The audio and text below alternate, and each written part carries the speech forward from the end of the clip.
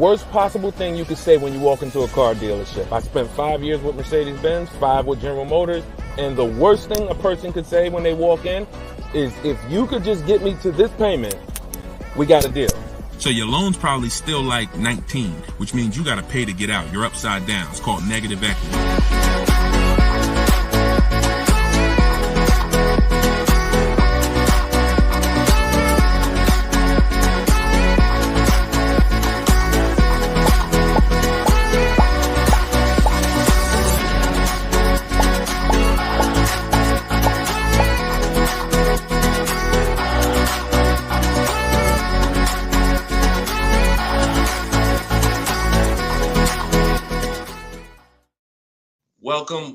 Welcome to episode 10 of Car Shopping Questions and Answers. I'm your host, Deshone the Auto Advisor.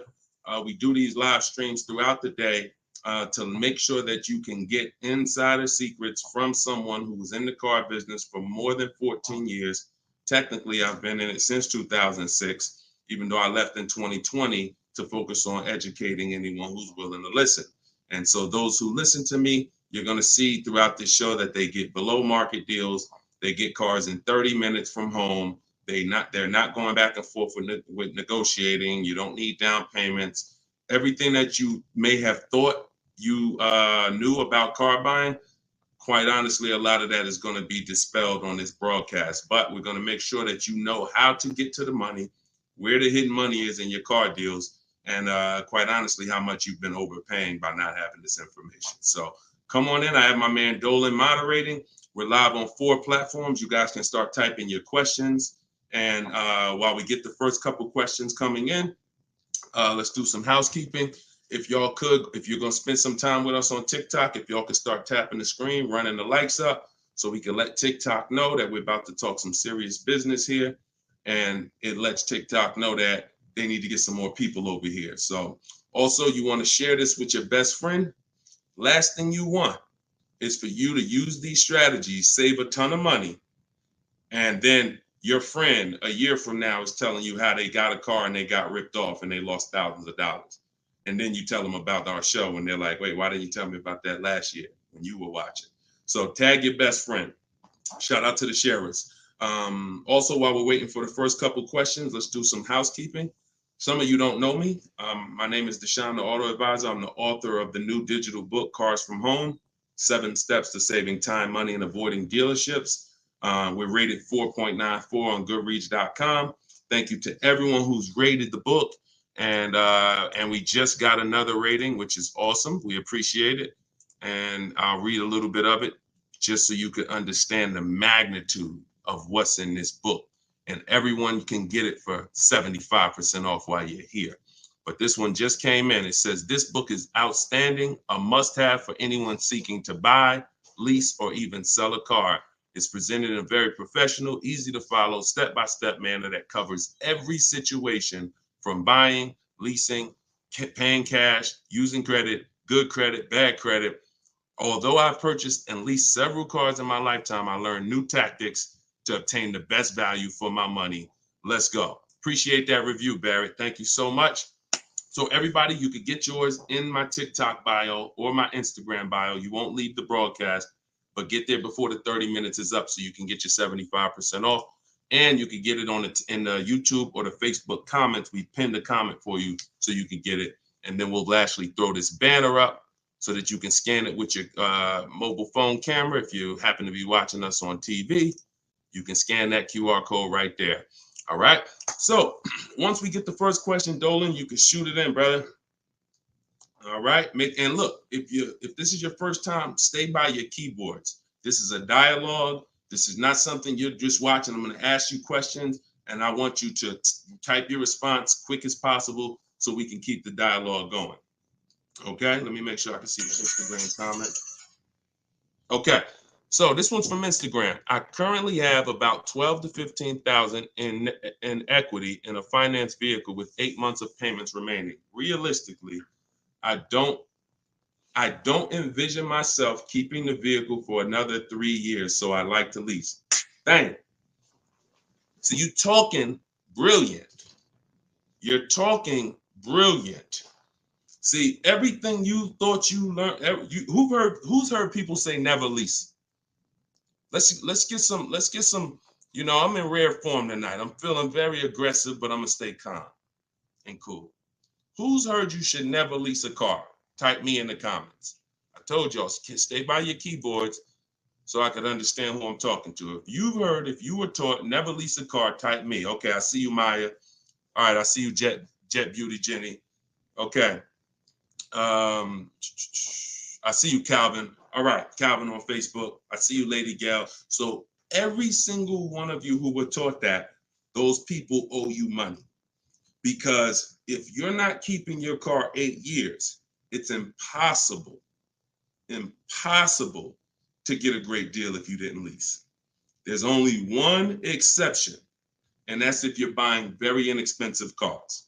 I call them smart cars, saving money at the right time. $7,000 cars, $5,000 cars, $10,000 cars, that's different. $3,000 cars. But if you are buying relatively new 3, 4, 5, 6-year-old used cars and brand new cars, and you're not keeping them 8 years, you've lost thousands already. So I want you to stop that tonight. So I'm gonna make a claim. I don't mind if somebody makes a very bold claim like the one I just made, but you got to be able to support it. Let me show you something. So Tope got a lease on a BMW $690 a month. It's a $54,000 car. Now somebody else might have that car just like that. Somebody on it you might be watching saying, Deshone, I got the same car. To purchase this car, and what you're going to notice about how I want you to learn, you're going to learn to look at deals with no money going into them. Okay? See, where the confusion comes in is when down payments start coming in. When you start evaluating deals with no money going into them, you can evenly measure them. It's apples to apples, even in different scenarios.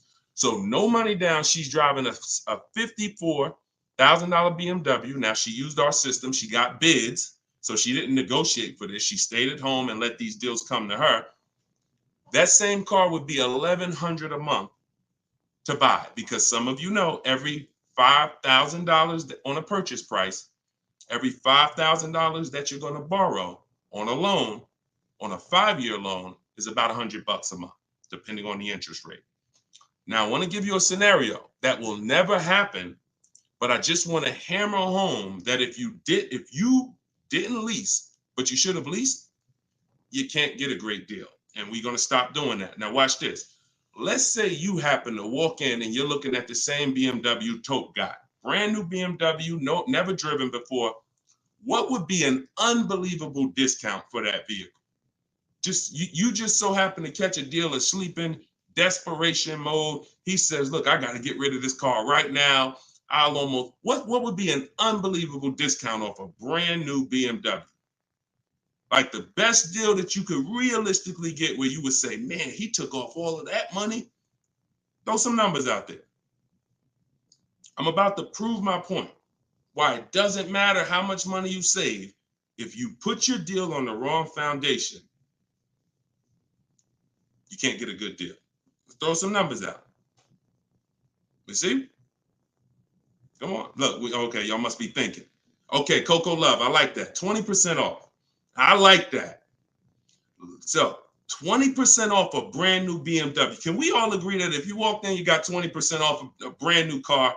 That would be like, okay, Ted Chu said the same thing on Facebook. I like that. So let's just say, I'm gonna pull up my calculator, right? Pull up my calculator. She walks in, brand new BMW, $54,000. She gets it for 80% of what it costs. That's $43,000. I just told you every $5,000 is about how much per month? $100. So once we put our tax in here, let's not even put all the tax. Let's just round it up to 45. Tax is probably going to take it up to 46 with fees, 47. Let's just say 45. 45,000, y'all. Our payment's $900 a month. 5-year loan. That's with an unbelievable, never before seen discount. Remember that too. What is Tope paying? No money going into the deal. Do you see what I'm saying? Or if it's clicking, type clear. If it's clicking, that's an unbelievable, unheard of deal. Brand new BMW, desperate price. Please take it. I'm paying you to take it. Take 20% off the price. Here you go. You leave thinking, man, I won. I'll never get a deal like that again. What's my payment on this thing? $900. Take a 6-year loan. It's probably $800. Toke fan $690. This is what I'm talking about. It does me or you no good for me to show you how we get bids, how we make dealers bid for our business, how we shop for new cars, how we shop for used cars, how we make banks and credit unions bid when you miss this. Lease, if I don't lease and I should have leased, no way to get a great deal. So that's why, and we could throw one more scenario in here, because some of you like Deshone, but I don't buy brand new cars. I know what you're thinking. Let's throw one more scenario. Let's say we get a great price on a used one. That same BMW, used one, great price on a used one. Let's say we knock 35, 40% off the price. 40%. Say we find a 40%. I don't want anyone to accuse me of saying, Deshone, these numbers are just a little too, you're skewing the numbers. We're going extra unrealistic in terms of trying to show, right? So we get a nice BMW, good mileage. We knock 40% off that price, $54,000. We pay 60% of what it's worth. That's $32,000 we're paying. With taxes, it puts us at $35,000. What's our payment? $35,000 on a loan. Every $5,000 is $100 a month. What's the payment? I got you, Jet Beauty. I'm doing this for you. She said, one more example. I gave you the brand new lease that Toke got. I gave you the brand new. It doesn't matter. You could go and be not tons of money off on a new one. And here's the used one. $35,000. Every $5,000 is $100 a month. For payment $700 a month. So people are pulling up. Imagine 3 people pulling up side by side. Tope is in her new BMW 2024, paying $690 a month, no money down. Another buyer pulls up next door that never learned about leasing, but is not keeping their cars long term, because there is a place for buying. It's not about, everyone should be leasing. It's the 8-year rule. I'm talking about you short-term people. You're not keeping your cars 8 years, yet you believe the lies that you shouldn't be leasing. We're going to scrap that tonight. If you're willing to unlearn, tonight will be the last day you believe that bad information. So $690 a month, Toke pulls up. Someone pulls up next to Toke, got a phenomenal deal, think they won. Hey, we got the same car. Oh, yeah. Man, how much you get? You're not going to believe this. The dealer gave me 20% off this thing. Oh, that's incredible. How much is your payment on that? Oh, I'm paying $900. Oh, really? Okay. Yeah, no money down, though. No money down. Okay, what you paying? I'm paying $690, no money down. Oh, okay. Wow. Other person pull up in the used one. Oh, y'all got the new versions. That look good. That look real good. How much y'all paying? Oh, I'm paying $690 for the new one. Oh, I'm paying $9. Oh, I'm paying $7 for the used one. Do we understand how bad Tope is winning? So you keep believing that old information. It's cost you thousands of dollars. Cost your family thousands. I hate to be the bearer of bad news, but I'm also the bearer of good news. Because if I don't tell you, who's going to tell you?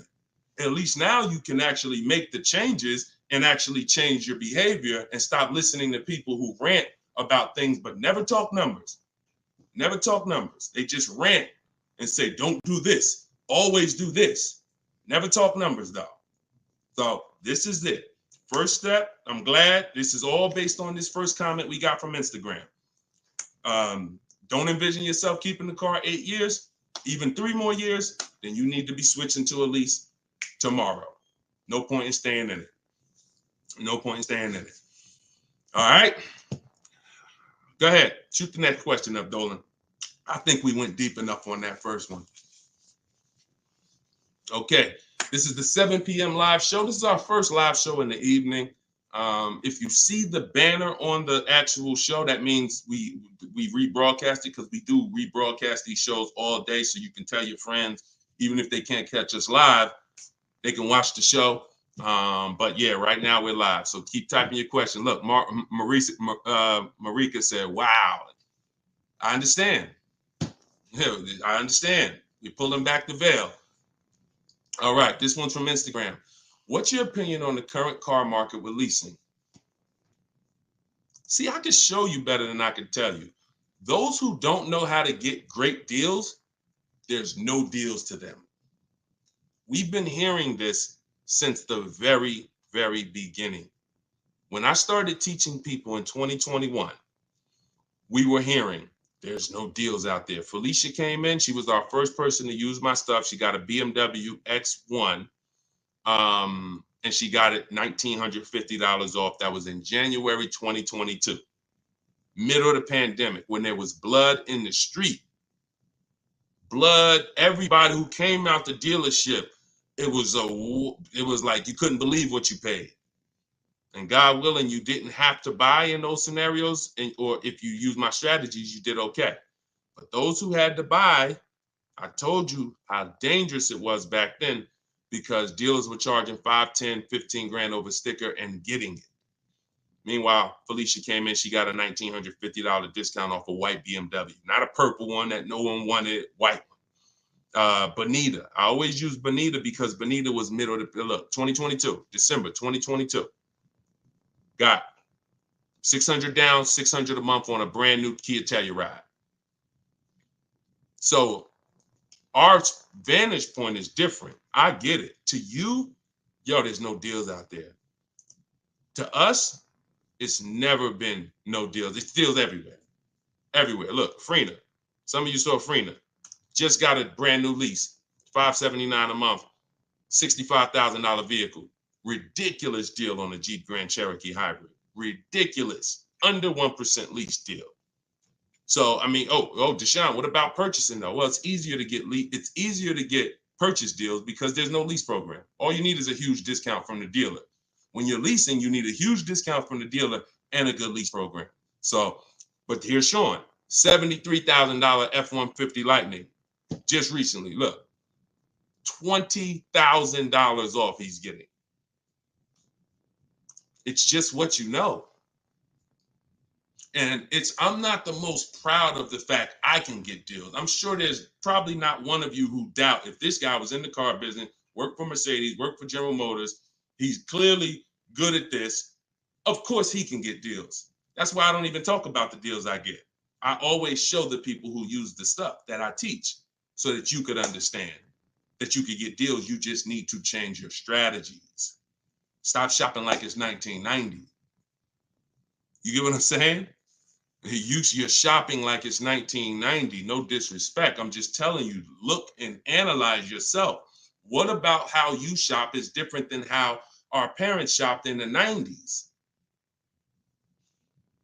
So this is what you need to change. And when you change and you start listening to what I'm telling you, you start sitting at home and you start going online and start making these dealers come to you and getting bids while you sit at home, making these banks come to you and getting bids while you sit at home, and not trading your cars anymore, getting bids from online buyers, you're going to save the same money. You're going to save the same money they're saving. Easier than you've ever saved it before. Okay? Change your strategy. That's what we do here. Okay? All of this is out of my new book. You can put the next question up, Dolan. Cars from Home. It's a digital book. You can get it for 75% off in the TikTok comments. You won't leave the broadcast. It's normally $97. But you get it for $24 as long as you get there before the 30 minutes is up. It'll be in your inbox. Same thing in my Instagram bio. Click the link, grab your copy, and then we got comments in the comment section. We have the link pinned for you guys on Facebook and YouTube, so you can get your copy for 75% off. Okay. TikTok. How do I know what the percentage is for lease deals for Mercedes-Benz? When I return my lease, do I have to replace the tires and brakes? If they're bald, yes. Or you're just going to pay for them. And the same thing that would lose you money if you own the car, lose you money if you're returning the lease. If you have a big dent on a car and you go to sell it, people are going to take off money for that, right? If you go and sell a car and you like, hey, yeah, I want to sell this car, and everybody looks and the tires are completely bald, they're going to take off money for that, right? Exactly. So you have to, now you don't have to run, now most leasing companies give you wear and tear. So I know you may have been thought, oh, I got to keep a lease perfect. No, absolutely not. They give you normal wear and tear. They allow you to have normal wear and tear, scratches, dings, you can even run the tires down pretty low. But when you start getting excess wear and tear, bald tires to the point where they're dangerous, dents, big dents, cracks in the glass, this stuff you're going to be billed for. And that's perfectly natural. Now, in the case of what is a good lease deal for Mercedes-Benz, it's not brand specific. Watch this, y'all. A good lease deal is a good lease deal no matter what. See, the name of the game with leases, if you're not keeping your cars 8 years, because there's a different way to win with cars, and that's keeping them long enough to where they're not depreciating a lot anymore. That's usually going to be at least 8 years before you start winning, and you can catch up with the good deals that lease people are getting. You see these payments they're paying. You saw the scenarios I put when, buying the used car, leasing, getting a great deal, buying the new car. In order for them to catch up to that lease deal, they need to keep their cars a very long time, 8 years minimum, so that they can start to recoup some of the money they're putting into these cars that a person who's leasing isn't. So long-term ownership is the way to win. 8, 10, 12, 15 years. Leases, great lease deals is the way to win. But that middle stuff, buying cars, switching them in 2 years, loss. Buying cars, switching them in 4 years, loss. 6 years, loss. Leasing the car and then buying it, so you go from a lease to a purchase, different, loss. You're stuck in the middle. So when we're looking at lease deals, y'all, we're using an old principle, which is the 1% rule. The 1% rule on great lease deals has always been around. As long as I've been in the car business, it was around. So if your lease deal was 1% of the MSRP of the car with no money out of pocket, you stole the car. You stole a car. And I got tons of those deals. I never paid more than that. Before 2019, that was my last time I leased, I had 4 Infinities, and I had 2 Pontiac G6s when I was with GM, and I had a Jeep Grand Cherokee. Those are the cars that I have leased. Matter of fact, I only leased one of the Pontiacs, then I bought a used one. So I had 1 Pontiac, 4 Infinities, and 1 and 1 Jeep. 6 leases I've had, all under 1%. So that's a steal. But what I found is people are signing bad lease deals and not knowing, well, what's a bad lease deal? If that's a steal, then what's a good lease deal and what's a bad one? The only parameter for a bad lease deal is you paid too much for a car you're giving back. So if you pay, and I created the 1.5% rule, what that looks like is if you're leasing a $40,000 car and your payment's 1.5%, 1.5%, that's $600 a month. That is the max. Because when you multiply that by 36 months, you're $21,600. On a $40,000 car, once you take your taxes and everything, you're probably about 44. So paying 21 over 3 years, not that bad. That's the max though. That is the max. Max, you don't go into a dealer, hey, man, you got to get me under 1.5%. No one who's learning from me has a goal to be at 1.5%. If that's the best deal out of all the offers we get, then that's different. But once you go over 1.5%, look, $650 a month, that same car, you're paying $23,000 for. You're paying more than that for a car you're giving back in 3 years. So this is why we had to have that. Now, between 1% and 1.5, that's a good deal. Between 1% and 1.5, good deal. And what's going to dictate where you land on that spectrum is if you're getting bids, because you're not going to get the lowest price from a dealer without getting at least 5 offers. I told you, 80% of dealers are overpriced. Remember that. If you can grasp that, I want you to type the number 80, because you need to understand 80% of dealers in the country are overpriced. I see you. I see you, Steven. Okay, I see you, 223 Apparel. All right, TikTok locked in. I see you. Okay, type.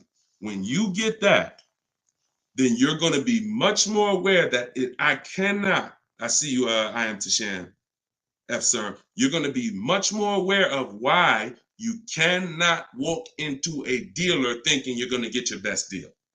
Because if there's 10 dealers on the street, 10, now what you should be saying is 8 are overpriced. So I can't gamble and walk in and think, because you can't negotiate and win with an 80% deal. Because their prices are so high, even when you get money off, you still lose. So that's where, so it takes two things to get great lease deals. You have to get bids while you sit at home. You talk to all 10 of those dealers online. I have the best system for doing that. You could do it your way if you want, but you need to do it. In my book is my scripts and my websites I go right to the dealer's website. What we say, you just type in what you want.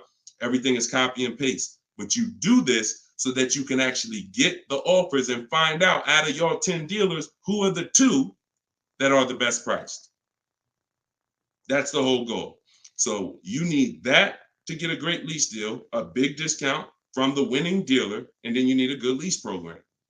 That's what dictates where you're going to fall in that spectrum. You can't get below 1% without a ridiculous lease program. They really want to move the car, but 1.2%, 1.3%, these are happening all day long on cars that you all day long.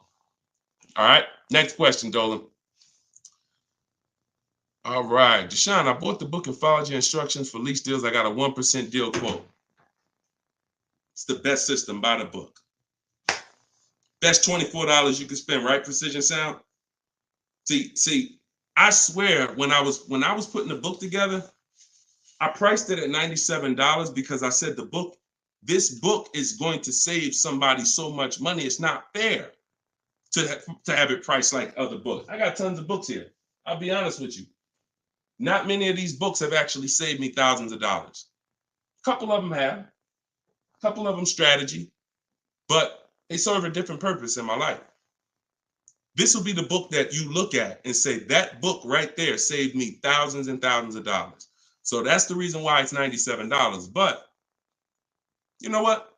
I'm an author. I said, let's do a special thing. Everybody who jumps on the welcome offer, you could get it for the price of a regular book.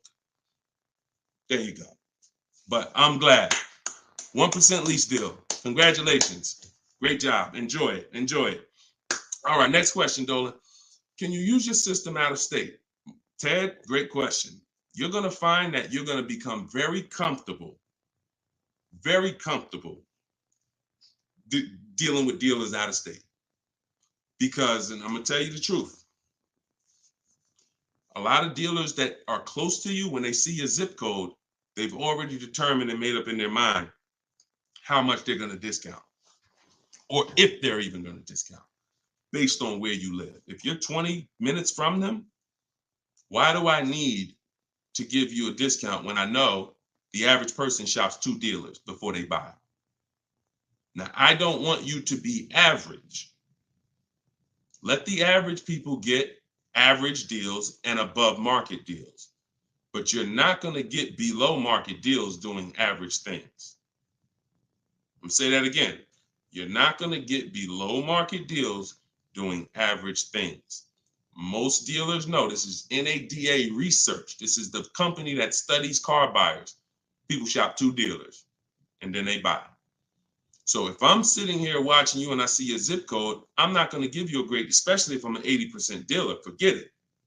But when you start talking to these dealers that are 45 minutes away from you, an hour away from you, now they'll never see you without the online tools.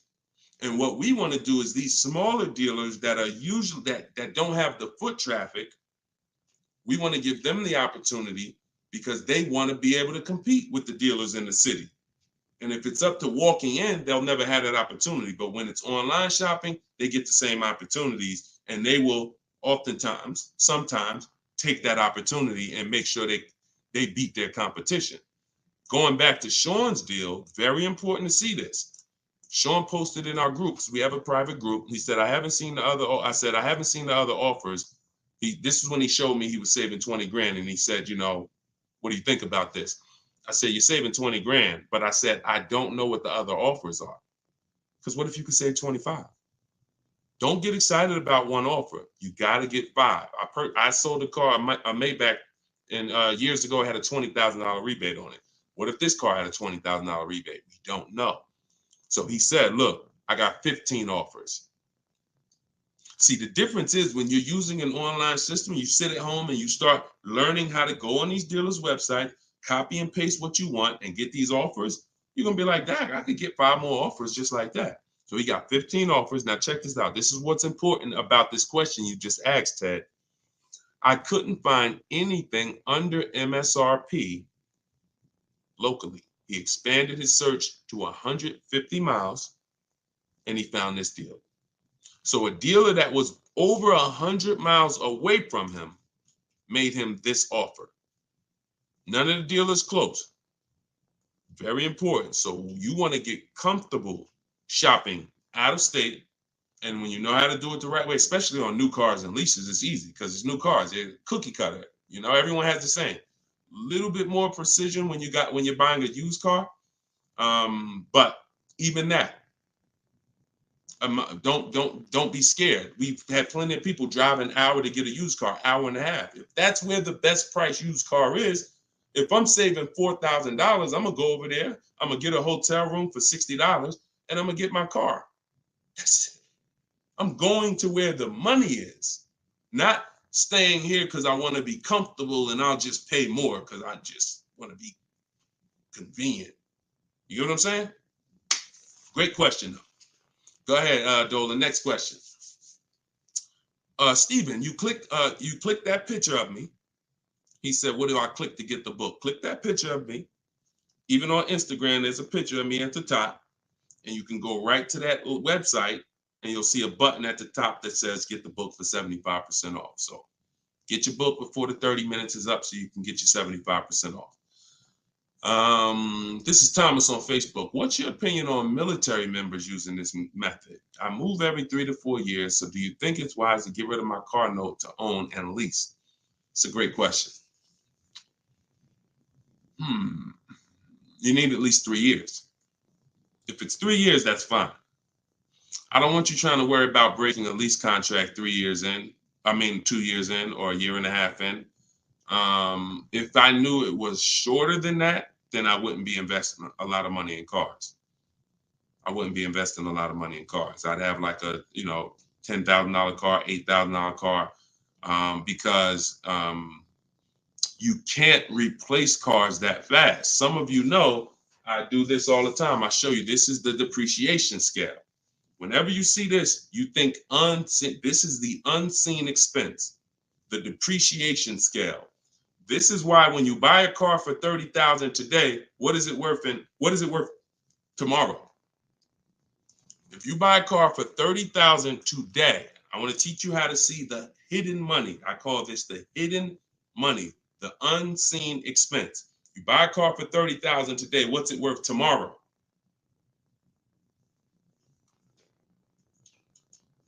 Throw some numbers out there. Let's see Instagram.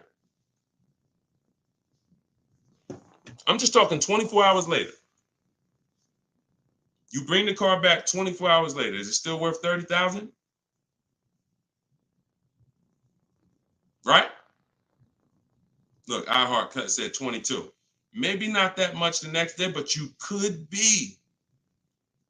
You could be 25, 29. Look, it's worth less, right? So now that's the beginning. Now you park that car outside your driveway a year. Don't touch it. Don't drive it. You paid $30,000 for it. Come back a year later. What's it worth? Now we're getting into those 25s, 22, 20. Look, you never drove it. You didn't drive it one single mile. That's what we are. And look, that's happening the first 5 years that you have the car. Now, there's one exception, Thomas, if I'm you. If I can get 3 to 4 years, I'm leasing. No doubt about it. 3 to 4 years, I'm leasing. Now, your goal is to, if you got to make a move, you don't want to lose money and you don't want to have a bunch of negative equity. So what you can do, what I would suggest you do, if you don't have the 3 years, then I would buy a pre-owned car. I wouldn't even go with a $10,000 one. I just make sure I get a great price on a pre-owned car, so that with pre-owned cars, you can swap out and you don't lose. Compared to someone who's leasing, though, you will, because you're going to pay about the same amount they're going to pay, but they're going to have a brand new car and you're going to have a used one. But that's the risk you have to take, because if you try to lease and then you end up having to get out of it in a year, no, can't break that contract that easily and you're going to lose money. So if you got 3 years, I'd lease for sure. If you only got 2, then I get a great deal on a pre-owned car. And then that way I'm safe. If I do need to get out of it, I can sell it and probably break even within a 2-year period, because it's not going to depreciate as much as a used car. I mean, as much as a new car. Okay? If you got 3-4 years, man, lease. When a lot of you, when you realize I'm not talking to you who are keeping cars 8 years. If you have a car outside your house for 8 years or longer, type me. Matter of fact, type K. We call that a keeper. You've got to be able to distinguish the difference in these scenarios. Anything outside your house for longer than 8 years is a keeper. We're not even comparing leasing. But when your kids come to you and say, Mom, Dad, I want a car, we don't automatically make them this is going to be a keeper. You're going to keep this thing for 8, 9, 10 years. No, I'm not. I'm going to keep this car maybe 5 years. Okay, then you should be leasing. Okay, your spouse. Me and my wife did it all the time. We had one car that we bought. That was the Pontiac G6. And then we would lease a car and we would rotate the lease. So you can have both. But the key is knowing every time you're about to buy a car, the first question is, how many years am I keeping the car? And if it's not 8, then you should be shopping for great lease deals. If it's 8 or more, then you should be buying. Very simple rules, boundaries based on numbers. All right. Go ahead, shoot the next one up, Dolan. Great question, Thomas. And anybody who's in that situation, that's a good strategy for you guys to follow. YouTube, 6 months left on my 36-month lease, 12,000 miles per year. Things came up and I had to use the car every day, 99,000 miles so far. What can I do? You pay. Now, what you can do is you're going to do an equity assessment. There's 3 ways you're going to work that you compare this. 3 ways, and you're trying to see which one is you're going to bite a bullet because you use the mileage. And again, I want to make it clear, had you purchased the car and put that same amount of mileage on it, your value of your car wouldn't have been like this. That's the average driver. Average driver, their value is dropping like this. That's average. You lose, a couple thousand every year, 5,000. You lose percentages. 20% the first year, 15%, 10, 12%, 10%. That's the average driver. If you bought it, you'd have lost probably 25% in 1 year based on the way you drive. So it's not a matter of, I leased, I shouldn't have leased. No, this is what happens if you don't cater the lease to the lifestyle. And sometimes you have a lifestyle change, but it doesn't change the fact we have to account for the mileage you use. So we're going to do an equity assessment. You're going to see, if I sold this car, because the reason you're going to do this first is because you want to see what the highest bidders would pay. CarMax, Driveway. This is step 2 in my book, equity assessment. CarMax, Driveway, Carvana, Kelly's Blue Book, instant cash offer. Do not use Blue Book. Please do not come to me talking about what Blue Book said your car is worth. We don't use algorithm sites. We get real offers. Cash offers is all that matters to us. Okay? Kelly's Blue Book, instant cash offer. AutoNation, sell my car, and Car Guru, sell my car. That's 6 offers. And you're going to get that after you get your payoff. Now, you're going to see how upside down you are. And once you see that, okay, I'm upside down, How many miles did you contract for? Oh, 12,000 miles a year. Okay, so all right.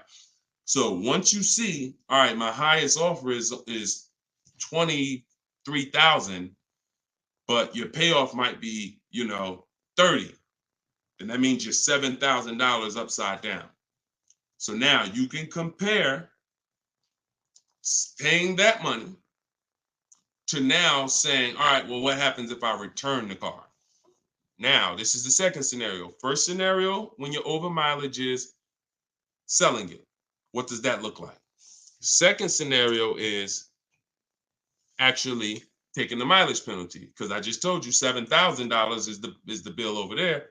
In that scenario, mileage penalty, you contracted for 36,000 miles and you got 99 on it. So 99.8 minus 36,000 miles, you 63,000 miles over, and you're probably going to be charged 25 cents per mile. So that's a $16,000 mileage penalty that's coming if you stayed to the end. So that's why you want to compare selling, paying the difference. If you got some cash on hand, that would be the best way to do it. Now, the last thing that you can do, which is, see, I don't like these scenarios because these are negative equity scenarios with leases, and we really shouldn't. Besides an emergency, we really should not be in negative equity situations with leases, only finances. But your last scenario is, once you see how much your car is worth from the offers, you're now going to try to roll that negative equity over and get someone to pay the bill and wrap the new deal with the negative equity. So you're going to get bids for whatever car you want to replace it with.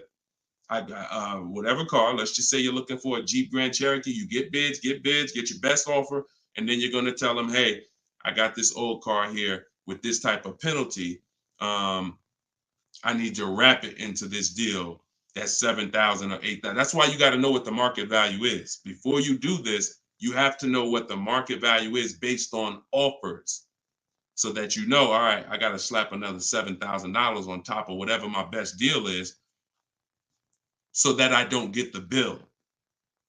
So if you can pay the bill, pay the bill. If you can't pay the bill, then you need to roll it into the next deal. But the last thing you want to do is drop that car off without doing what I'm telling you, because once that car is grounded, the bill is generated. It's nothing out of it. So everything you have to do is now, because if you ground that car with that mileage, the bill is automatically coming. There's nothing you can do to get out of it. So follow those steps, do the equity assessment. And when you are on those websites I just told you about, if you have a lease, it's going to ask you, are you leasing, financing, or own? Put own. I'm just telling you. And I'm telling you, if you have my book, I explain why you must do that, but I don't have the time to go into detail of why you must do that right now. Okay, just when you're on those websites, put own. And if you have my book, then I'll be walking you through this step by step. But you're more, if this ever happens again, you guys look at this early. You look at this when you're a little bit over miles, not this much over miles. And listen, I know you may have not known, maybe I understand, but for future reference, we want to choose our mileage carefully. And if we find ourselves going over by thousands and thousands of miles, we want to make a move and do this same scenario sooner than later. Okay? Best thing I can tell you. You got to bite the bullet. We just need to find the smallest bullet to bite. Okay? All right, next question, Dolan. That's a good one. Common situation. All right. All right, go ahead, Dolan. All right, here we go. This is Ted. A couple other things real quick. I'm upside down in my current car loan, but the payment is cool. Still want the same or lower payment on the next purchase. Is this covered in the book? By the way, I already copied the book just in case I have to pivot. Wonderful. Wonderful. So, I think you said you were switching to a lease, right, Ted? But you're upside down. So if you are in a finance, what you're going to find with great lease deals is you can usually switch, and if you use what's in that book, get your great lease deal, you'll usually even bring in some negative equity over, you're still going to be in a comfortable payment range, because a purchase is so much higher than a great lease deal. So a purchase, unless you put a ton of money down, a purchase is just so much but you can't control that. All you can do is do your equity assessment, like I'll walk you through in the book, and then determine what you're going to do with the negative equity. Pay the difference or transfer it. And once you're transferring, you get your bids, and then you bring your negative equity on top and you see what it is. There's no point in worrying about what you can't control. But I can tell you that most times, switching from a lease to a finance to a lease, you're getting more car and you're usually dropping your payment, especially if you buy new cars. If you buy new cars, forget it. You're dropping your payment dramatically. So you can still move negative equity over. But even on used cars, you're going to see that just going from a finance, you saw the scenarios. If you were here at the beginning of the show when I started those 3 scenarios, you saw how different the payments were. So that lease gives you so much room to customize, bring over some negative equity, and still be better payment-wise than purchasing. Okay? So yeah, keep me posted, man. Make sure you send me your success story. Thomas just got the book. When will the next session be for the step-by-step breakdown? I don't do a step-by-step breakdown. Look, I'm talking to the public, and here's what I won't do, because it's just not fair. I'm not going to spend a lot of time talking to people who have the book, because the book is step by step. Every now and then, Dolan pulls a question in, great, but I'm talking to people who don't have the book. I'm not going to make the whole show talking to people who have the book, because quite honestly, like I said, I got a lot of books up here. I can't talk to one of these authors. If I'm reading something from, this author over here, but the book is set up in a step-by-step way. So just use it and win with it. All right. Go ahead. Shoot the next question up, Dolan. It just would be corny. That'd be corny. Oh, he's only talking to people that got his book. No, we're not doing that. DJ Flair, YouTube. I haven't gotten APR under 1.4 on a lease. Should I settle? How many offers do you have? Now I'm looking at the comment section, DJ Flair. I need you, if you're going to ask a short question and then I'm asking you a follow-up question, I need you to type fast. And that's a quick look. Number, send. 3, send. 1, send. You know what I'm saying? I can't spend too much time if you're not right close to your keyboard. So okay, let's put it like this. If you don't have, I see you, Coach Troy. Thank you so much. Thank you to the people who support the broadcast too.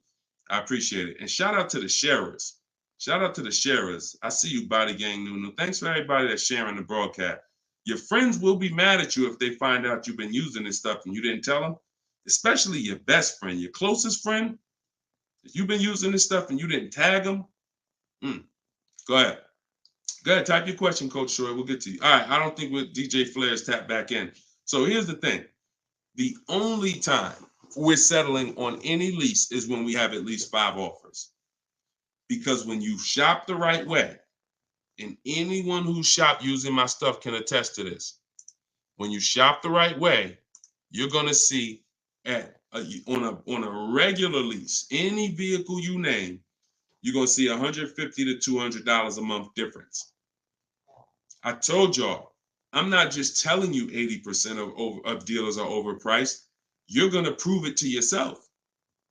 80% of dealers are overpriced, and you're going to prove it to yourself when you look at all those offers and you see that one dealer is at $450, another dealer is at $490, another dealer is at $530, another dealer is at $590, another dealer is at $6.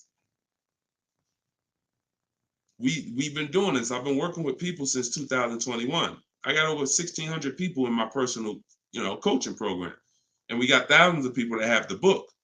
So when we get the offers, that's what we see.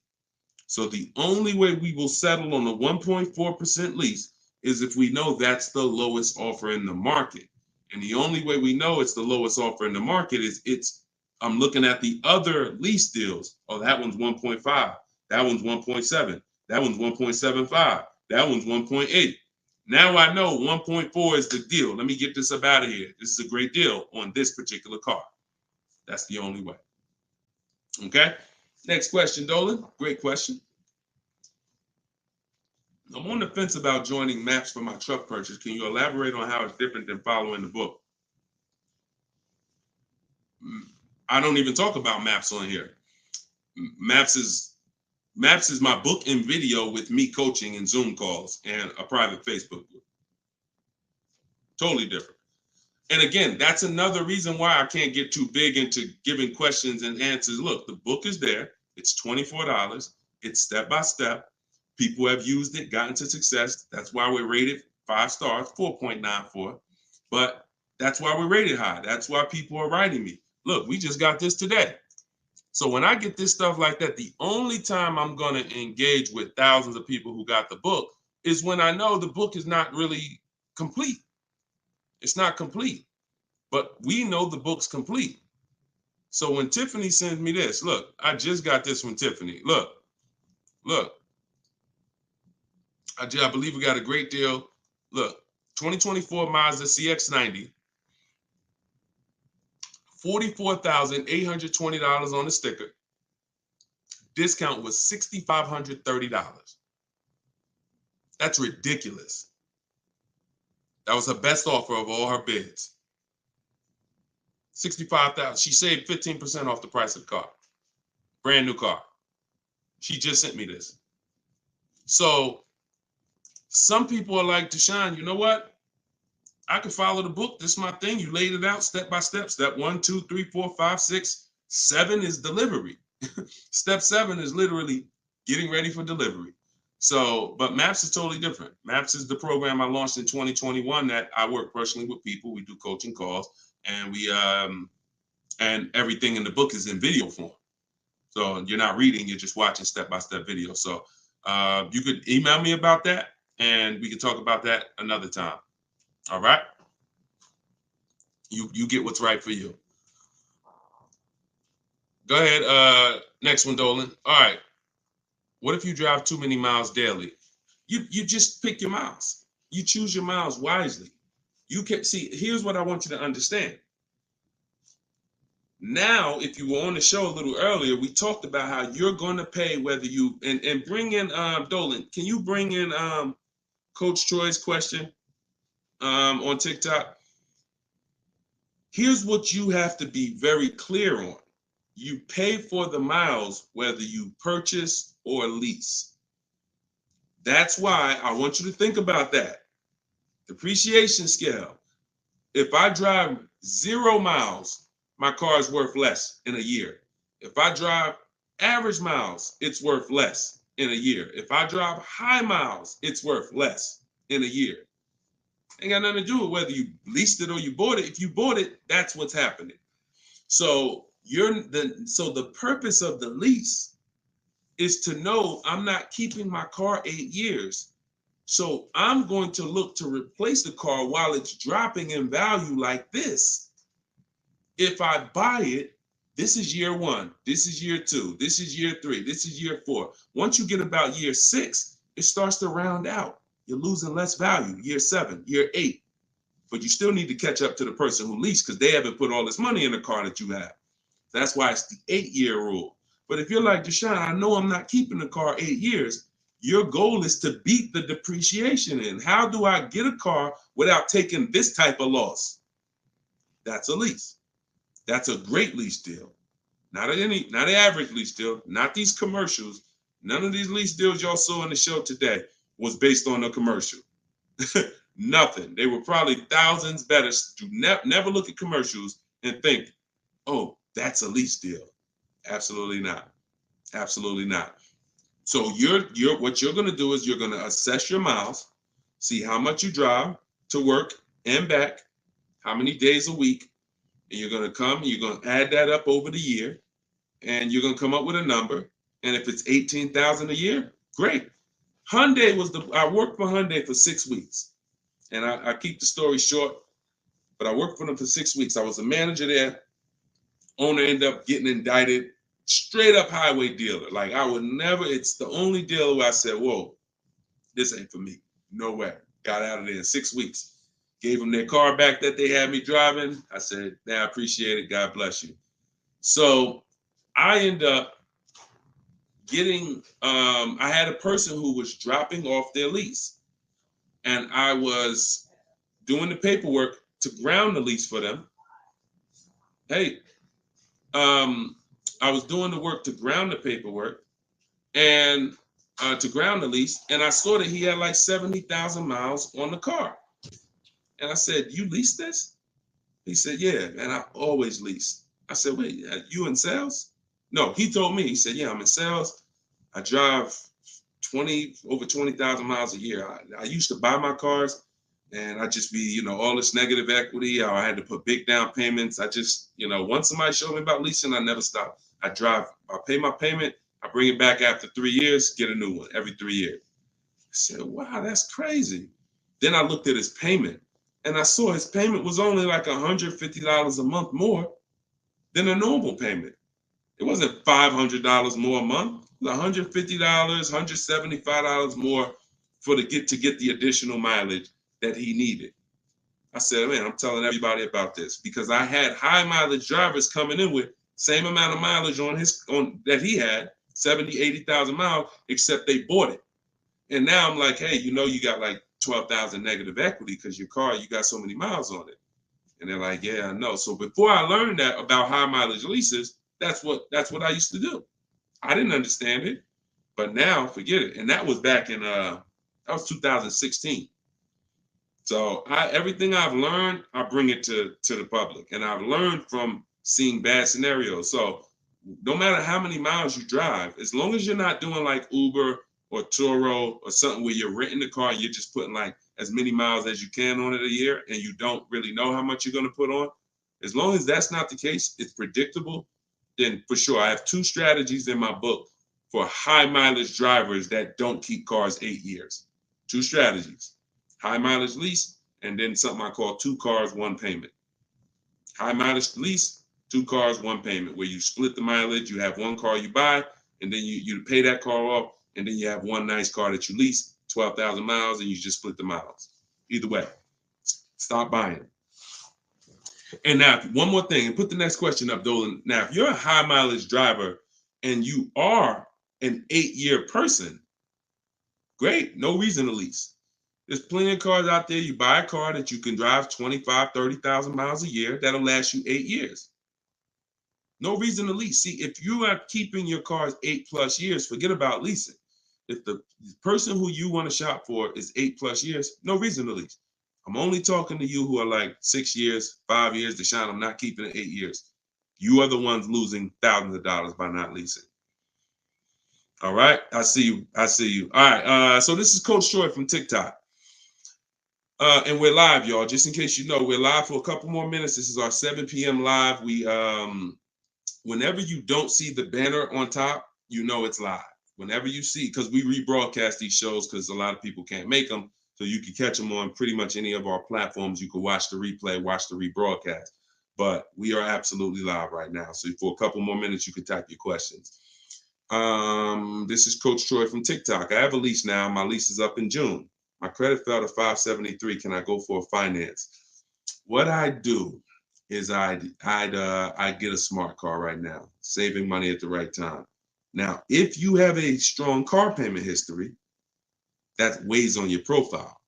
Mercedes, tell y'all a story about Mercedes. Mercedes, if you pay Mercedes, your whole world could be crashing down. They'll approve you again. So I would have people come in and say, Deshaun, or they'll call me and say, Deshaun, my credit's not where it was when I got the Mercedes a couple years ago. What do you think? I said, well, how was the payments on the Mercedes? I never missed one. You're good. Maxed out credit cards don't matter. They look at that. So if you paid the car payment, I go for a lease. If you missed a couple car payments, but if you missed a couple car payments, I'd go for maybe a less expensive lease. Possibly 573 is tough. You need a lot of stuff to weigh, because I have something I teach. It's about profile, not just about score.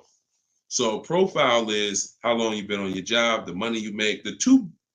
Probably the 2 biggest indicators are payment history and credit score.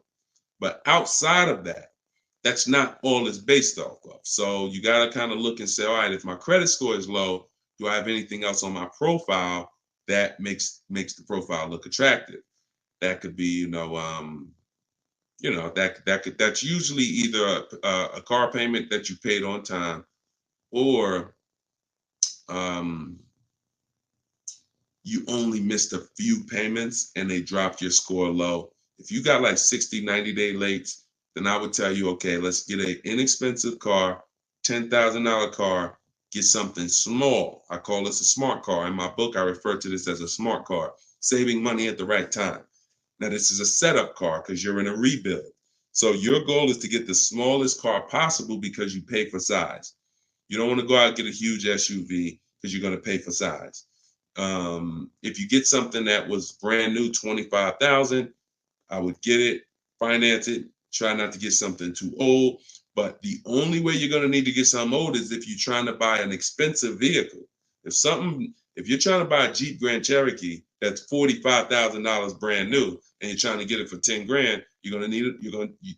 Old one. And that's usually a sign that we're looking at too much car. So, but if you need an SUV, that's different. But your goal is to sacrifice, get the least expensive quality car. It must last 2 years. Hit the payment history on point. Don't miss a payment, and then you would switch to a lease. So I don't know enough about your scenario, but I kind of gave you a little bit. And in my book is the details of this, the smart car strategy, and shopping for a lease and looking at your credit profile. So based on where you're at, you make your move. But either way, it's fine. It's not the end of the world. Tons of people are going to be rebuilding now. Just make sure you're doing it right so that you don't set yourself back with your next car. You want to set yourself up. And a lot of people, when they're in a tough situation, they make another decision that actually sets them back. Okay? Go ahead. Next question, Dolan. Okay, I see. High prime BMW lease. Thanks, Coach. Forget about the gifts. Just get the book. I appreciate you sending the gifts, but I'd rather you have the book because I want you to win. Okay, take that all that money you just gave on the show, and I appreciate it, and get your book so you can make sure that you win for the rest of your life with cars. But thank you. Go ahead. This one's YouTube. Where's Instagram at? Instagram, y'all quiet this evening. Y'all started out the show with a lot of questions, and now y'all quiet. Let's go, Instagram. Type your question. And the thing about Instagram is, if you hit that little paper airplane next to the comment box, you can share this with like 30 of your friends. And I guarantee you, every single one of them will thank you. Every single one of them. We don't dance. We don't tell jokes over here. All we do is talk big money. Guarantee they'll thank you. So, all right. This one, Diana from YouTube. Am I liable for a vehicle that I didn't take possession of? If the paperwork has been sealed, signed, the bank has been notified, if there's a bank involved, you can be, just because you didn't pick it up, but you would have had to sign all paperwork and basically have them turn that paperwork in, which would start the motor vehicle processing, where they're going to register the car in your name. Once this process has moved forward, whether you took the car or not, that vehicle is linked to you. In which case, yes, you are liable. But it depends. I hate buyer's remorse. Buyer's remorse sucks, y'all. Buyer's remorse you only get buyer's remorse two ways. You got a bad car or you got a bad price, or both. So you need boundaries to get good cars, quality cars. Choose the right cars that you're gonna like, gonna love, gonna enjoy, so that you don't regret the car. Boundaries to make sure you get a quality car, not a car that's gonna be in the shop, not a car that's gonna break down. Boundaries. You need strategy to make sure you actually get enough offers, so when you accept the offer, you paid the lowest price possible. Offers. So those two things, two types of buyer's remorse: the car and the price. The car, that you're shopping, how you shop, choosing cars, taking your time, knowing what websites to go to make sure the car is quality, going to test drive the cars if you're leasing or buying a new car. That's the shopping boundaries. That's how you make sure you don't get a bad car. When you're looking at a used car, narrowing it down, title history, service records, accident history, and then the strategies. The other buyer's remorse is, I don't like the price. I think I could have paid less. I think I'm overpaying. I'm not comfortable. That comes from getting bids and looking at multiple offers. Got to use this. If you don't use this, that's going to continue. It's impossible for you to eliminate that without those two strategies. Boundaries, shopping strategy. Okay? I hate buyer's remorse. Go ahead. No problem, Coach Troy. I appreciate you. Go ahead, Dolan. Next one. Okay. Oh, we got another success story. Let's go. Okay. Thank you, Gina. YouTube success story. Just ordered a 2024 BMW X3 M40 for almost $4K off MSRP plus $3K military discount. Would have never thought about this being possible. Followed your car shopping for people who hate car shopping book. Don't make me drop the microphone up in here. Gina, $7,000 she's saving from home, getting bids. See, look, I love this. I love this. This is empowerment right here. Forget all that other stuff. Forget all the other stuff. Is if you use something and it does not save you money, throw it out. But you got to use it. I knew that if you're willing to use what's in my book, if you are willing to take it, trust my process, these are the results. You don't have to be me. You don't have to be Deshone. Gina's not me. Gina didn't even know about this a month ago. Got the book, used the step-by-steps, saving $7,000 off a brand new BMW M40. X3 M40. Come on. Come on. Congratulations. Enjoy it. Great job. I had dealers beating other dealers' prices. I see. Come on. That's the language that I want you talking. That's empowerment right there. There's no buyer's remorse. There's no potential for buyer's remorse. How? I got dealers competing. Yo, all right, you the best right here. You won. The heck? There's no room for buyer's remorse when people were competing, jumping through hoops. Hey, pick me. Here's my offer. Here's my offer. Here's my offer. Come on. All right. I love it. Good job, Gina. Okay, to everyone else who's like, what book did she use? That's my new digital book. It's called Cars from Home. It was originally called Car Shopping for people that hate car shopping, but now it's called Cars from Home. 7 steps to saving time, money, and avoiding dealerships. Has all my templates for new cars, used cars, leases, everything in there. And it's normally $97, but in my TikTok bio, you can get yours for 75% off. In my Instagram bio, click that link and then get your book. You'll pay $24 instead of $97. And in Facebook, YouTube, we got the comments. We got a comment pinned for you guys to get it. Go to deshonesbook.com right there on the screen. Or if you're watching us on TV, you can just scan that QR code with your mobile phone.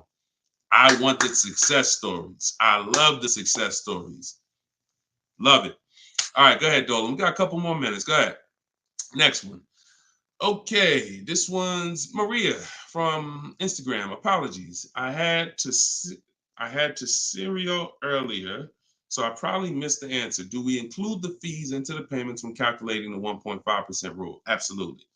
Now, the simple way is you don't have to worry about the fees. You're getting offers. Here's all that's important, Maria, when we're getting our lease offers. Total out of pocket is first month's payment only. If someone submits a deal with no first month's payment, you $2,000, $3,000, because some of them will do that. Can you please, resend the offer with just first month's payment? Then 12,000 miles per year. Then we're getting at least 5 offers. And then what we're doing is we're dividing the monthly payment into the MSRP. Dividing the monthly payment into the MSRP, not the selling price. Doesn't matter the selling price. The selling price is what affects the percentage. That affects the percentage. You need the MSRP so you can judge the deal. MSRP. Divide that into the MSRP. That's all you need to know when looking at lease offers. So I can look at 20 lease offers from 20 different people, As long as they are using the format that I told them to submit me the offer in, I can compare 20 offers in 60 seconds, maybe 2 minutes. Boom, boom, boom, boom. All right, this dealer made the best offer. Very simple. Don't worry about fees with leases. Just do those percentages. Everything else will slow you down. All right, great question. All right, wasn't it fun? Look, Precision Soundworks said, wasn't it fun following his steps? I just gotta put that on it. Listen, this kid, oh man, come on. Wasn't it fun following his steps? Because you're in control. You're in control. It's fun being in control when you've been buying cars. You've been out of control for all your life. You felt intimidated. You felt like, oh, they're going to get over on me. I'm going to say the wrong thing. I'm going to do the wrong thing. Now it's the total opposite.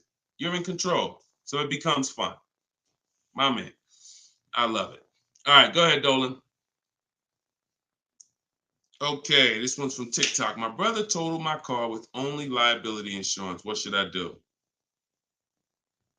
Talk to the insurance company. Being underinsured is a real thing. That's called exposed. You're out there with exposure. So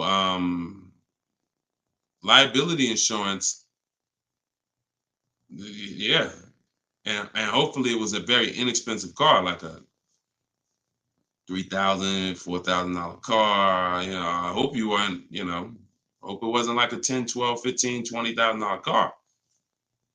This is why insurance exists. I'm sorry to tell you, like that's some of the worst scenarios. But you know, being underinsured is a real thing. You know, so make sure you're using. I use a company called Insurify.com or Jerry to shop insurance. It shops all the companies for me because you should be shopping for car insurance every single time your car insurance is up. And you know, but yeah, you got to be properly insured because these things happen. Say, look, gap insurance. A lot of people don't know. People will say, "Oh, I won't buy gap insurance," or they'll say, "When I go into the office, never say no to everything." Well, if you needed gap insurance or you needed the right coverage, we either get it from the dealer or we call our insurance company. There's other insurance companies that sell gap insurance, but before we get it from the dealer, we'll call our insurance company or we'll go online. But if you total your car and you owe 25, but the car's net value was 20, you got a $5,000 bill coming. Totaled your car, lost your car. Now here comes a $5,000 bill. Hey, what happened? Gap, exposed. So this insurance thing is very real. So please make sure. I mean, I hope it works out for you, but make sure you have proper insurance coverage. All right, go ahead, Dolan. All right. Great questions. Great questions.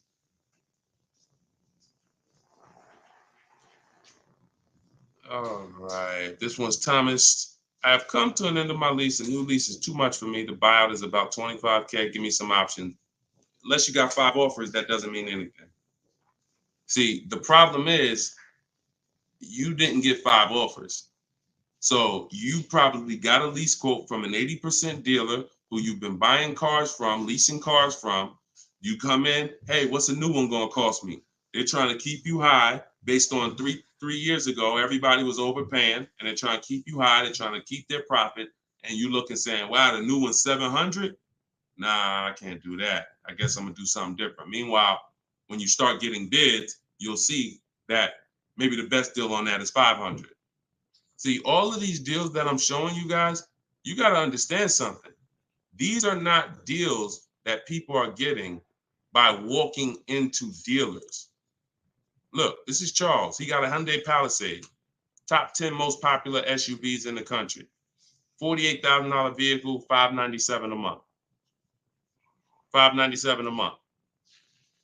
Listen, and just so y'all know, we live right now. This is not a replay. So we are straight live. I want you to know when we're live and when you're watching a rebroadcast. Okay? Like, understand, this doesn't happen walking into a dealership. So when I usually hear questions like this, oh, I'm gonna buy the lease out, or hey, there's no deal, you know, the new lease payments are too high. No one who's getting multiple offers are saying that, because what you would be doing is you would be flipping to another vehicle. Before I go from leasing which is a value play. Leasing is driving brand new cars for pennies on the dollar. To go from that to buying a used car is an entirely different thing. Buying your lease is buying a used car. So when you do that, Alexis, just go to deshonesbook.com. Just type it into your browser. So when you do that, you're switching totally different strategies. But what I would do if there's a bad lease program, if let's say I've been leasing Mercedes-Benz for years and I go to get another one and I do all my offers and I see, oh, this is a bad lease program. It's over 1.5, 1.6, 1.7. No thanks. I'm going to go to my plan B car. I'm going to look at it, a plan B car, because every single vehicle has a different lease program. And sometimes you'll look at one vehicle and you'll think, oh, this is all leases. No, that's one vehicle. That's not even all leases in this dealership. This vehicle has a different lease program than this one. This trim level has a different lease program than that trim level. They're all different. So when we get locked in on one overpriced lease, especially if we didn't get 5 quotes like I teach, so no, that is the strategy. So you just said, give me some options, please. Here's your options. Get 5 offers. If they're all over 1.5%, next vehicle, pick another vehicle. Get 5 offers. If those are over 1.5%, pick another vehicle. Eventually, you're going to find a vehicle that has a great lease deal, and you're going to say, okay, this is it. They're all different. If you're using my book, you can do this in 60 minutes. Your first time using this, it'll probably take you 90 minutes to do the process. Second time, you should be around 60.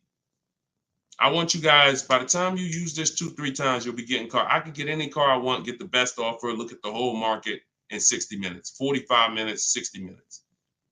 So that's not going to be your first time. 90 minutes probably the first time. But this is 90 minutes. By the time, that's not one trip to the grocery store. It's not even one trip to the grocery store. All right, y'all. We've been on for an hour and 18 minutes. We like to keep these lives around an hour and 15. We're going to wrap.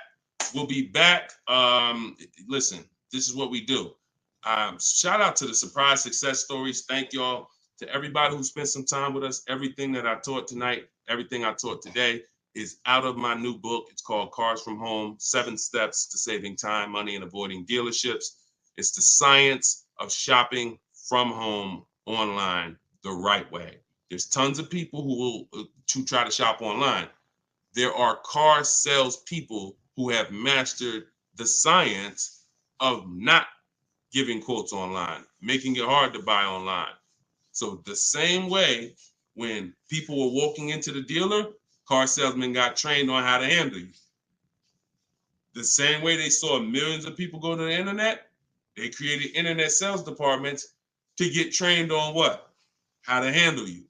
So you need a strategy to make sure that you're doing this the right way, getting bids. You don't have to be a great negotiator when you're great at getting bids. And that's what the book is about. So you can get your copy for 75% off. It's $24 in my TikTok bio or my Instagram bio or the link in the comments on YouTube or Facebook. And if you're watching us on TV, just scan that QR code with your phone. But we'll be back sometime tomorrow, depending on when you're watching. And this is what we do. Let's keep saving this money. All right. God bless. And thank you to everybody that got the book. Email me your success stories. I want to see more success stories. All right. God bless you.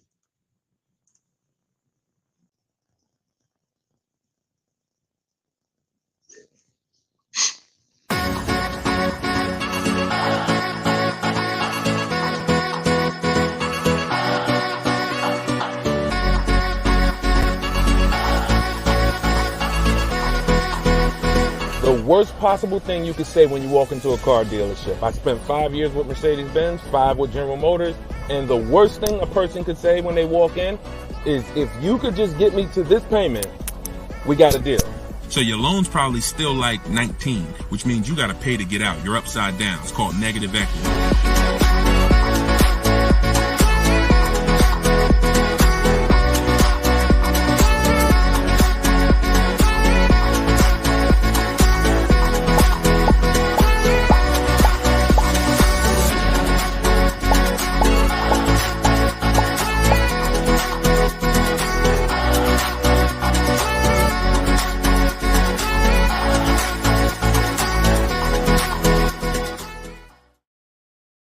Welcome everybody to episode 11 of Car Shopping Questions and Answers. I'm your host, Deshone the Auto Advisor. I'm just sharing the broadcast onto Facebook. We're live on all 4 platforms: TikTok, Instagram, YouTube, and Facebook. We do these shows throughout the day, and we do lives. If you see the banner above me, that means you're watching a replay. If you don't see the banner, that means we're live. You guys can start sending your questions in, and we will get down to the order of business, which is making sure that you have the inside strategies, the best strategies to car shopping online so that you can get below market deals.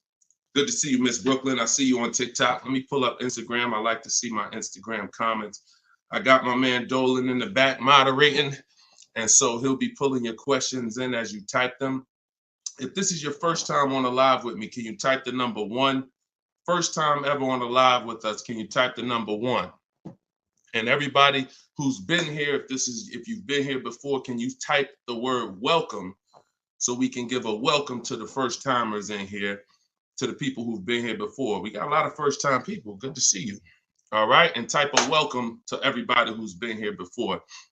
Now, I always say you should share this with at least your best friend, because they will get upset with you if you start using these strategies, when you start using them and getting below market deals and they're out there fending on their own and overpaying. All right. So share this with your best friend. Now, just some housekeeping. I am the author of the new book, Cars from Home, 7 steps, not 70, 7 steps to saving time, money, and avoiding dealerships.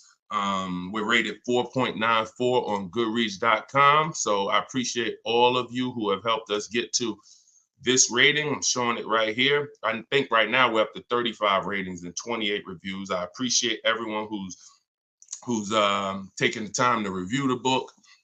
So appreciate it. Everyone can get your copy of Cars from Home, my digital book, in my TikTok bio for 75% off. It's normally $97.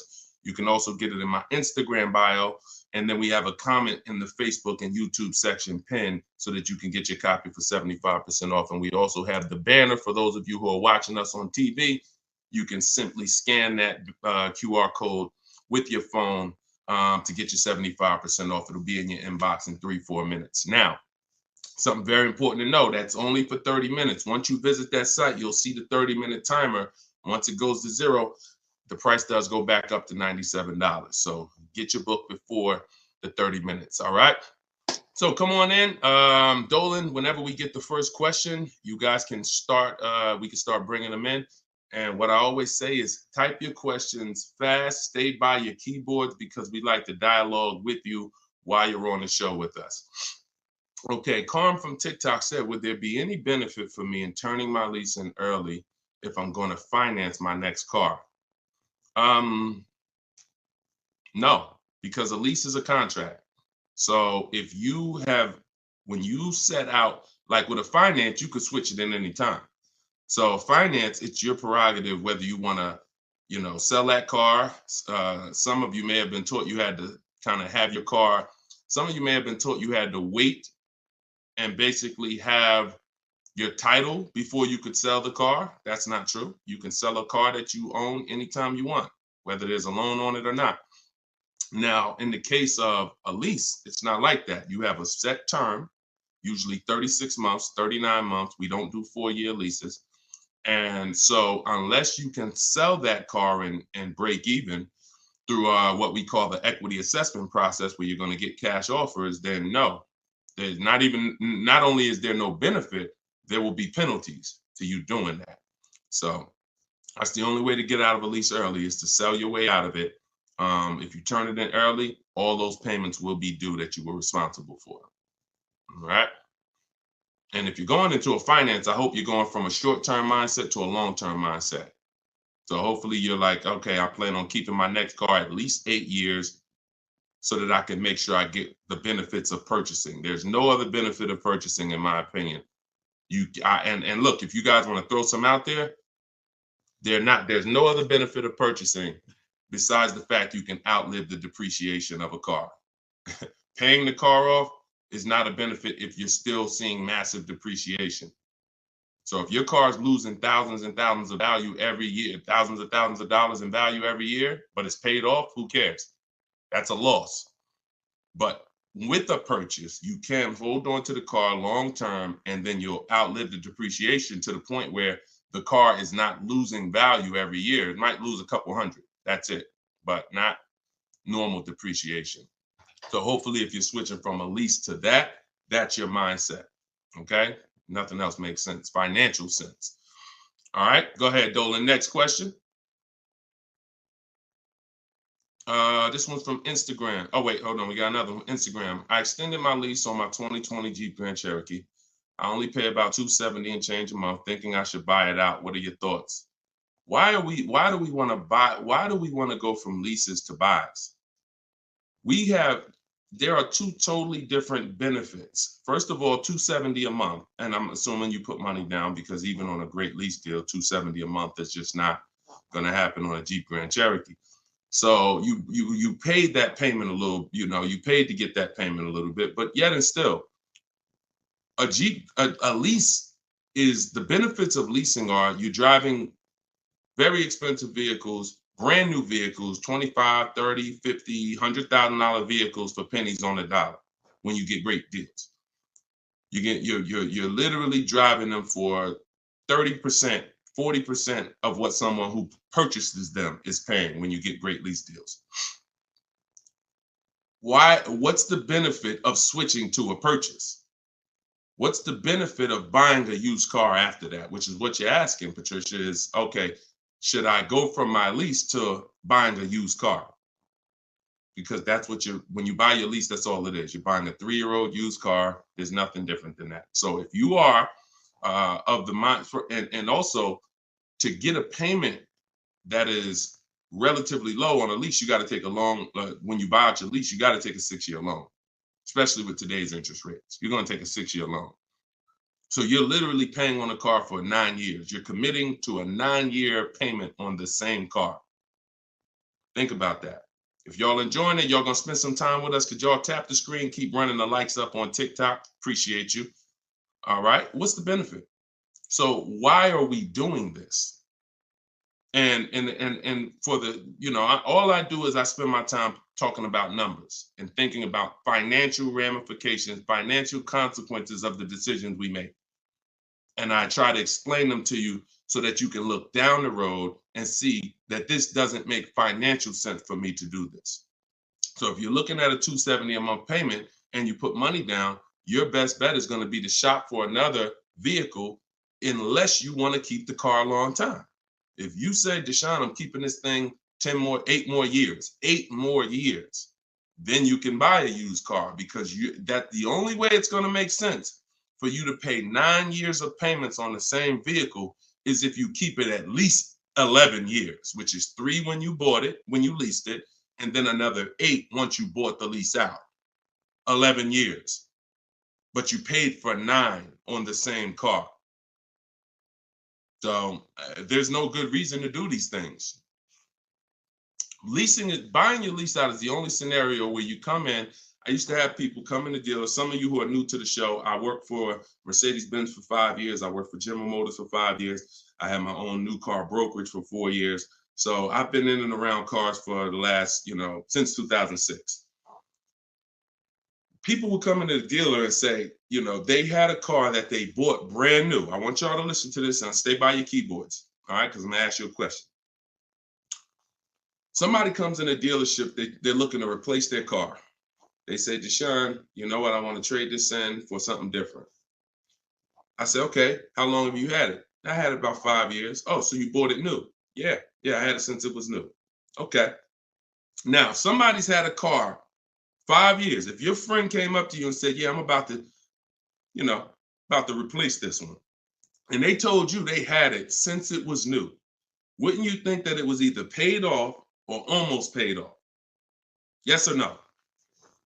Yes or no? See, if I tell you a story that you'll never forget, you'll eliminate the bad buying your leases. It won't come to you anymore because you'll think about this story. All right. So most people would think, right? Yes, I see you, Fuzzy Nuggets. Okay, I see you, Lori. Somebody said I had this car for 5 years since it was new. It should be almost paid off, if not paid off, right? Okay, I see you, Jack Nisley on Instagram. So we go through the whole thing of calling the bank, because I ask him, he says, oh, no, it's not paid off yet. Okay, do you know how much you owe? No, not really. Okay, I'll call the bank, I'll get you paid off. We'll find out how much you owe. Now, when I see somebody who would come in the dealership and they were trading the car in 5 years or 4 years or 6 years, I already knew I was going to talk to them about leasing, because they were going to love leasing when I started showing them the numbers and saying, hey, you should stop swapping these cars out. So that's what I'm prepared to tell them about. You're going to lower your payment, and anything your car is worth. If your car is worth 15 grand, most of that is going in your bank account. So you're going to pull all that money out, put it in your bank account. You'll lease the new car with little money. So I'm getting ready to drop good news. And I've done this for so many people, right? So I'm preparing to do this for this person. Now I call the bank and I say, okay, I'm calling to get the payoff for Mr. Jonathan Williams, 2018 Audi. Oh, yes, he owes $18,400. That's a problem. So I look at him and I'm like, the bank is saying you still owe like $18,000 on the car. How is that? Didn't you say you had it for 5 years already? Oh, yeah, but you know what? I actually leased it, and then I bought the lease out. This is how I found out this was horrible. It's exactly how I found out. Wait, you bought the lease out? Yeah, I took a loan out, and See, this is the only scenario where you can have a car for 5 years, but because he took a 6-year loan or even a 5-year loan to buy the balance of the lease, he still has 3 to 4 years of payments remaining. I want to let that sink in. 3 to 4 years of payment. He comes in after 5 years. You know what? I've been driving this car 5 years. Let's go. You still have 3 to 4 years of payments remaining because you bought your lease out. It's a horrible idea. It's a horrible idea. If you want to ask a question about any exceptions to that rule, you feel free to ask. I've got a bunch of smart people on here. We got a couple hundred people on here. Would anybody commit to a 9-year loan? Anybody? Anybody willing to raise their hand and say, hey, yeah, I'll buy a car, 9-year loan? Anybody? No, right? So this is what we have to understand. The buying the leases out is a horrible, horrible, horrible idea unless you are keeping it for another 8 years, because all you're doing is buying a used car. Now, the bad thing about that is you don't even have any excitement about the purchase when you start a new purchase, when you bought your lease out. So at least when you buy a used car, it's a new car to you. You've never been in it. It's like, okay, we got a new car. When you buy your lease out, you're already halfway tired of the car. But if you're a short-term person, you're not keeping your cars 8 years, there's no way you are going to keep that car long enough to have it make sense. No way. You've already been in it for 3 years. So what I'm trying to get you to understand is you need to pick a side. The people in the middle lose all the money. The people who buy their cars and keep them 8, 10, 12 years win. You still got to make sure you get a great price on the car. The people who get great lease deals win. Great lease deals, not regular lease deals. Win. There's two sides, but then this middle, those of you who buy your car and then you trade it in 3, 4, 5 years, you're in the middle. You're trading your car in when it's losing the most money in depreciation. You're losing thousands of dollars compared to these other two people. And those of you who are buying your lease out, you're paying too long on these cars that you're not going to keep long enough to have it make sense. You're in the middle, stuck in the middle. Pick one side and stick to it. And the way you do that is to ask yourself, every time you're about to get a car, how many years am I going to keep this car? Very simple. 8 years or more, I'm purchasing. 7 years or less, I'm shopping for great lease deals. That's how you get out of the middle. That's how you win. By the numbers. And I'll show you people throughout the show that you see these numbers don't lie. Go ahead, Dolan, shoot the next one out. All right. Let's talk about the black book and how dealers use it as an advantage to ask higher prices. In what way? Okay. Black book, most consumers are not even aware of. So when it comes to black book is a tool that dealers would be using, if anything, and consumers are not going to be aware of it. Now, when I've never in my life buying a car needed to focus on what the black book says, because I don't focus on algorithms. I focus on offers and bids. Offers and bids. Even when you go on those websites where you're shopping for used cars, because this is a used car question, you'll see Car Gurus, Kelly, Auto Trader, Cars.com. They give you a algorithm-based opinion. Good deal, great deal, fair deal. That's an algorithm-based opinion because they're not actually doing it like real estate, which is based on comparable sales. So it's all it is an algorithm based on all the cars that are on this website. This is considered a good deal. Now, here's the problem. They don't know what the original price of the cars were. So they're going off of an artificial market system. So if I just take everything on my website and then say, based on everything on this website, this is a good deal, but I don't know the most important thing, which is what I teach. This is in my book. This is everything I talk about you need before you can buy a used car. I need to know the original price. So the car that I ended up getting, which was a 2021 Infiniti truck, they said that was a fair deal. I'm looking at it, and that's why I ignored it. So I don't even pay attention to it. But when I'm looking at these top 4 Infiniti trucks, they all look the same. They're all white. They're all the same year, 2020 at the time. It was 3 years old at the time. They're all within a couple miles, 26,000 miles to 36,000 miles, similar miles. So, and they're all asking between 30 and 32,000. So that's confusing for someone who's going to, now that's why they give you the algorithm, because what they're going to try to do is try to end the confusion so that you don't stay there and you buy something. But no, what you need to do is you need to get the original window sticker of the car. Now, Carfax has agreements with some dealers, some brands. But once I got the original window sticker, here's how the clarity comes in. What I just told you is the scenario that most of you who shop for used cars online, you've encountered that. I'm looking at 4 cars. They all look similar miles. They're all asking within, $1,800 of each other. How do I pick the right one? Right? Normal question.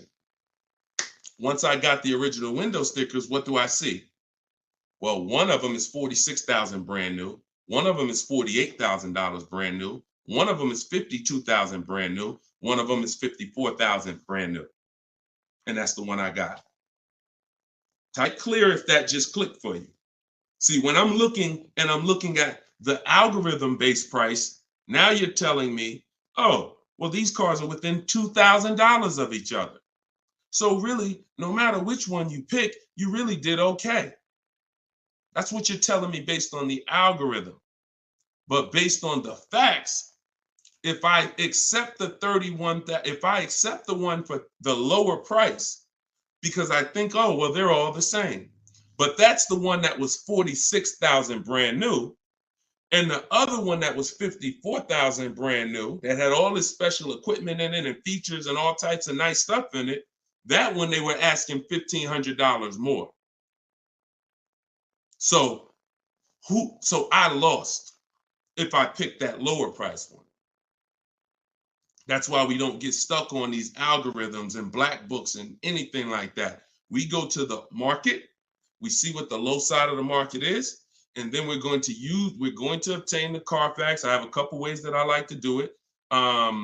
Either through the dealer's website. I'm going to get the original window sticker of the car, and I'm not going to buy a used car without having the original window sticker of the car. How do I know what's in the car? Forget what the dealer's discounting. See, listen, my mission is to show you the science of shopping from home the way I teach, because my way is a science. It's not random. It's actual steps. They don't change. It's a system. McDonald's. Drop the nuggets in for 5 minutes. When you hear the beep, take the nuggets out. They're done. Don't do anything that I don't tell you to do. That's my system.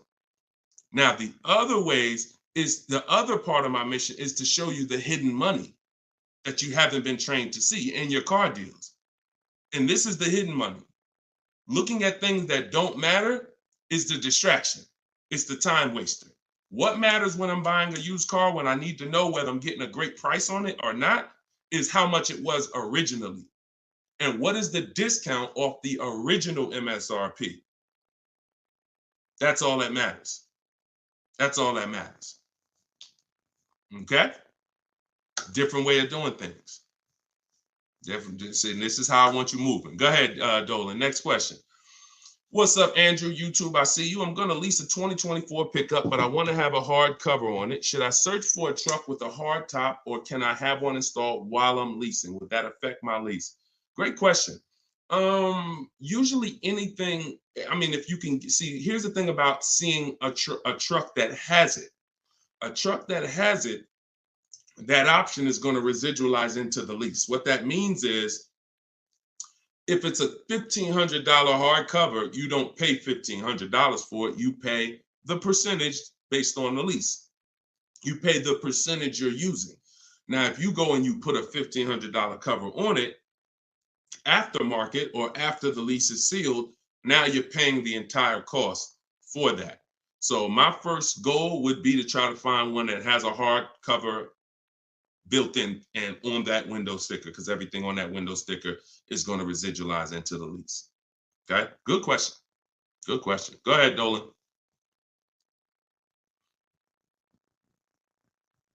Okay, and we're live, y'all, just so you know. I know some of you may have seen our broadcast because we rebroadcast these shows all day, but we are live. Today is our Wednesday 12 p.m. show and Eastern time, so you can ask your questions. We'll get through as many of them as we can. All right, Instagram, what's going on? When you negotiate a lease, are you negotiating the price of the car or the lease payment? Okay, so here's the format you're going to use when you are getting your lease offers. Before you start negotiating, you must have the format you're going to use. Oh, I see y'all running the likes up on TikTok. Every time y'all hear something that you like, if you could just tap the screen, that would be great. And wherever you're at, if you could hit the like button, I see we got 2 likes. That's pretty sad, but it's all good. I'm thankful for the 2 likes on Facebook and YouTube. No, I think that's Facebook.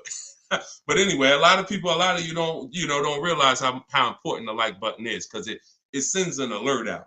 So anyway, we look, now they're running them up on Facebook. I gotta start asking for the likes on Facebook too. All right,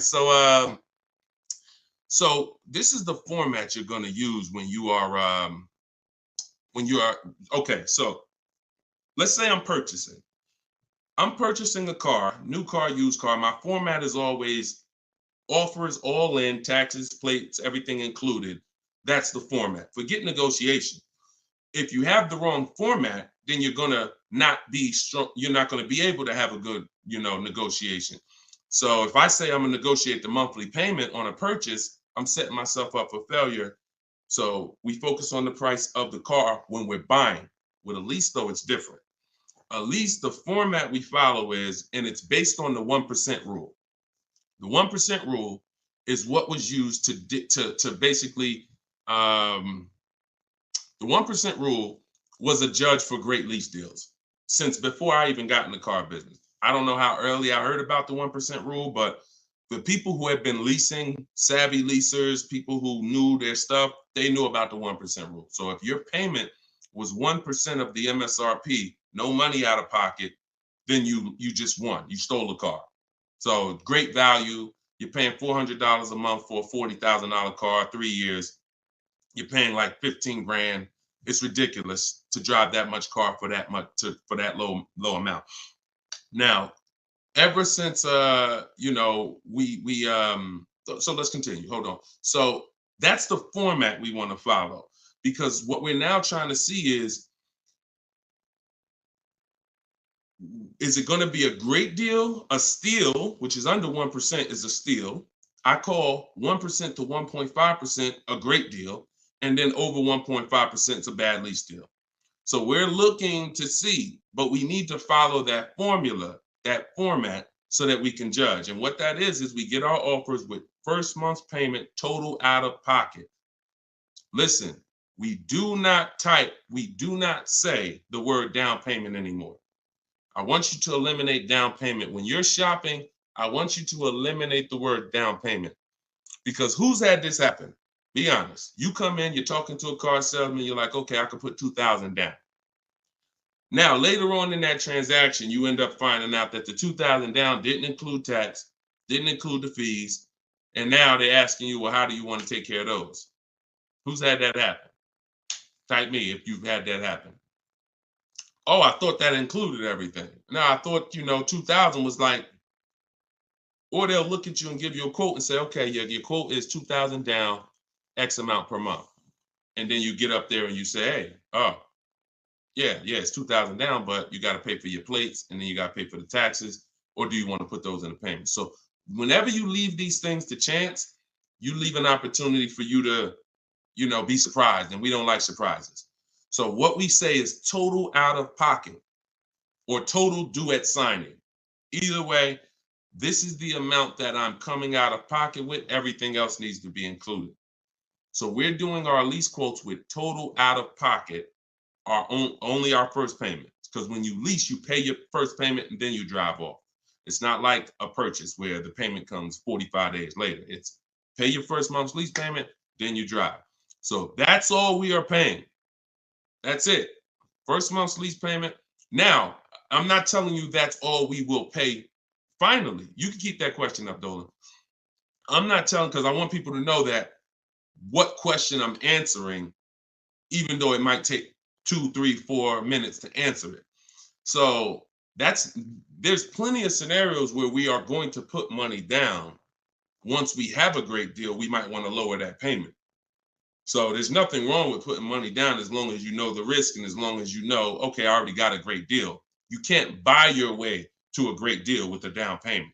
You can't say, oh man, I don't like this deal. Man, all right, show me what it looks like with $5,000 down. And then they're like, oh, okay, yeah, I like that payment better. Let's do that. No, you're trying to buy a deal. You have a deal before the down payment comes in. The deal is based on how much of the car, that 1%, 1.5%, 1.2%, under 1%, that's the deal. If you're at 1.7%, just because you gave them $4,000 down and now it's at 1.5, no, that's not how we judge it. You bought your way to that payment. You're paying overall too much for the car. So that's the format we use. First month's payment total out of pocket, 12,000 miles per year, all taxes and fees rolled in, and we get at least 5 quotes. At least 5. You are not going to get to the money without at least 5 quotes. It's not going to happen. It's not going to happen because 80%, I work with thousands of people all around the country. Some of y'all saw my group. We got 1,600 people in my private group. That's, we have a couple thousand people, 4,000, 5,000, 6,000 people that have my book. So I get data from all around the country. I know you need at least 5 offers. 80% of dealers are overpriced. So if you get 4, 80%, if you get 5, 4 of those offers are going to be overpriced in 90% in most cases. And some people go, if they're shopping for a popular vehicle, they may do something like Charles. Charles was shopping for a Palisade. He knows that's a popular truck. He got 10 offers. And when you use what's in my book, for all of you who like Deshone, I want that book. It's $24 if you get there for the 75% off. In there is my scripts. And it's the way we contact dealers online to get offers online. We always get our offers online. We don't talk. I'm not giving you scripts to say, hey, yeah, all right, I got to remember what Deshone told me to say. No, we are online. They're online scripts and templates because if we talk, we're messing up. Whenever we're talking to a salesman about numbers, you're not following what I teach because I'm never going to be in that position. I'm never going to tell somebody to be in that position. Everything we do is online, but you must get 5 offers at least. And you see, Charles got the Palisade, $48,000 truck, $597 a month. It's people on here. It's probably people watching this broadcast that's like, I got that same truck, Deshone, and I'm paying like 7, 8, 9. It is what it is. You need new strategy.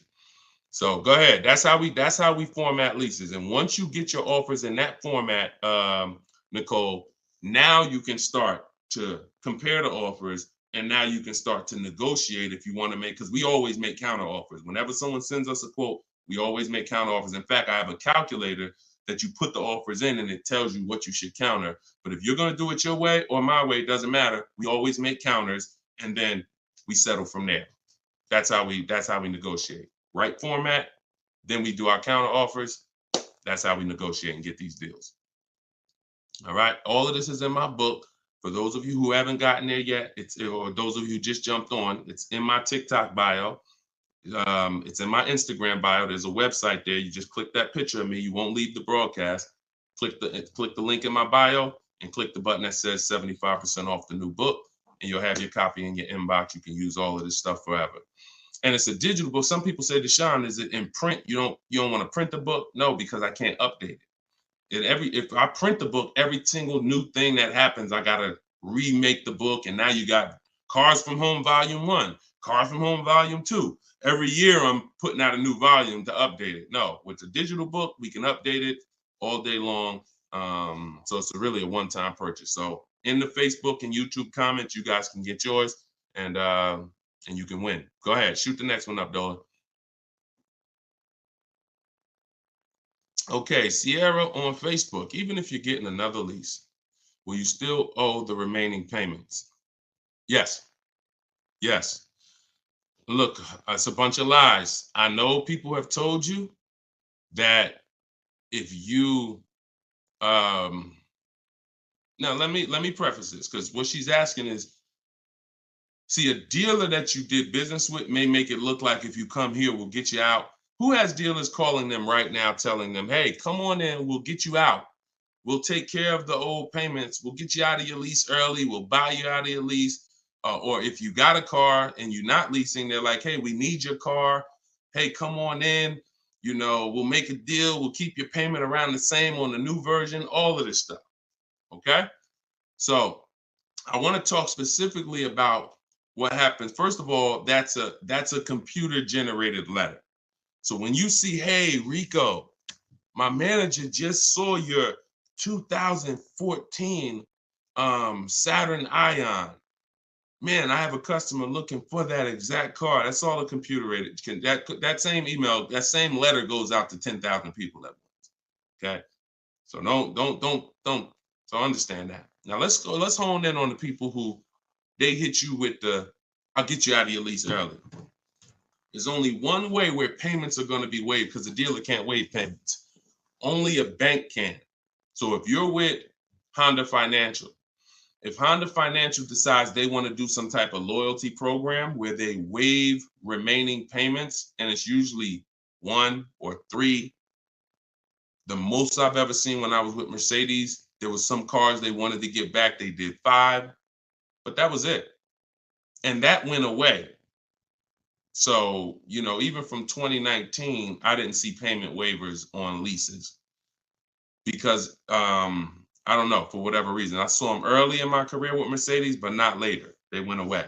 So what they'll tell you is we can get you out early and we'll take care of the payments. If they don't have a payment waiver, then they're rolling the payments into your next lease. And what they'll depend on is you're just so desperate for a new car that you'll just take it and you won't ask any questions. But when you shop the way I'm telling you to shop, which is we don't give our old car to the dealer until we make sure we can't make money. We don't just drop off a lease at a dealership. We do an equity assessment to see if there's any money in the lease that we want to make sure we don't give to the dealer. Because if you drop off your car and it's a lease and the dealer runs your payoff and they see, wait, the payoff is 18, but the market value is 21. Let's buy that, we'll make that, and we'll keep that 3,000. If they're going to do an equity assessment, see, here's what's crazy, and here's what you got to understand. They're doing an equity assessment regardless of whether you do one or not. We're going to do one. Every single lease that comes in that a person drops off, why do y'all think y'all seeing commercials now that say we're a lease return center? Bring your leases here. You go on a dealer's website and you see, hey, drop off your lease courtesy, because they know most of the public is not going to do an equity assessment. And if we do 20 lease returns, it's going to be money in 3, 4, 5 of them. So we'll do the other 16, make no money on them, because we'll make $7,000, $10,000 on those 4. We'll make 2, 3, 4 grand a piece on those 4. This is your money that you gave unknowingly. Now, equity isn't in every car. That's why I just laid out that most of the time it's not. But if you drop off your car without doing the equity assessment, which is getting real offers, CarMax, Driveway, Carvana, Kelly's Blue Book Instant Cash Offer, Car Guru Sell My Car, AutoNation Sell My Car, that's 6 offers. We get 6 offers all the time because everything we do is a bid. So if you don't do that, you're now potentially leaving thousands on the table. So when you do that, you're not going to ever feed into the, oh, let the dealer who wrote me a letter say, bring your car in and we'll get you out of that car and we'll take care of the payments. You're going to know if you have equity or not. Now, if you do not have equity, then all they're doing is saying, how can we finagle this, get them out of this car into a new one? Move those payments over. Yeah, they got $6,000 worth of payments left, $3,000 worth of payments left. We're going to move that over to the new deal and we'll get them in a new car. So instead of leaving out, waiting, being patient, and now if you would have been patient, ended your lease and shopped the way I'm teaching you to shop, you'd have got a $500 a month lease deal, $400. But they'll get you out early because you're paying $650 right now. And they'll say, hey, come on in. They'll move the numbers around and they'll say, look, good news, we kept you at $650.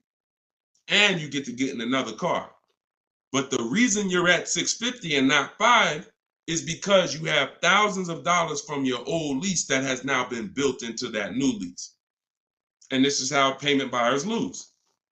Payment buyers lose all the time like this. Hey, yo, what could you get me to on that car? How much that lease for a month? Oh, how much could you get me to on this car? Yeah, I could put like $3 grand down. Payment buyer, you lose because you don't really see the numbers. So you stick around, you use what I'm teaching you, you'll see the numbers and I can't reveal these things to you. I can only tell you they exist and give you the strategy. You don't believe it until you've seen it for yourself. All this stuff sounds good. If you've never used my stuff, this sounds good. You don't believe it yet. You hope it may work. Anyone who got my book, you're hoping this works. But once you use it, you're a believer. It's a difference. So we got, look, this is Tiffany. Tiffany wrote, she got the book. She sent me this the other day. She said, look at my deal. $44,820. I told you, everybody who has my book, I told you, email me your deals when you get your card. Look, $44,000 sticker. She got a $6,530 discount. And look, I'm not going to read everything she wrote because she's just praising the system. She's praising sitting there, negotiating from home, using the tools, winning. Save more money on this new car, brand new car, than she's probably ever saved on any car. And she never had to go in a dealership to do it. Bids. So she was hoping this would work. She was on this show. If she got my book, she couldn't have been in my life more than a month. We just started the show. So she literally was hoping, all right, I'm going to use this, Deshone. But now it's not a matter of hoping. She knows. That's where you got to get. So all of this stuff I'm telling you, you got to prove it to yourself by the actions you take. And once you see how overpriced these deals have been that you've been considering, you'll understand, wow, I'm never going in a dealer to get my prices again. Never. And then that's when you know you've been transformed. Go ahead, Dolan, shoot the next one up.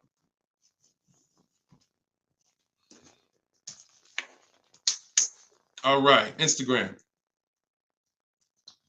What's the best advice you can give to get the best deal on buying a car cash from a dealer? Forget how you're paying for it. Get bids.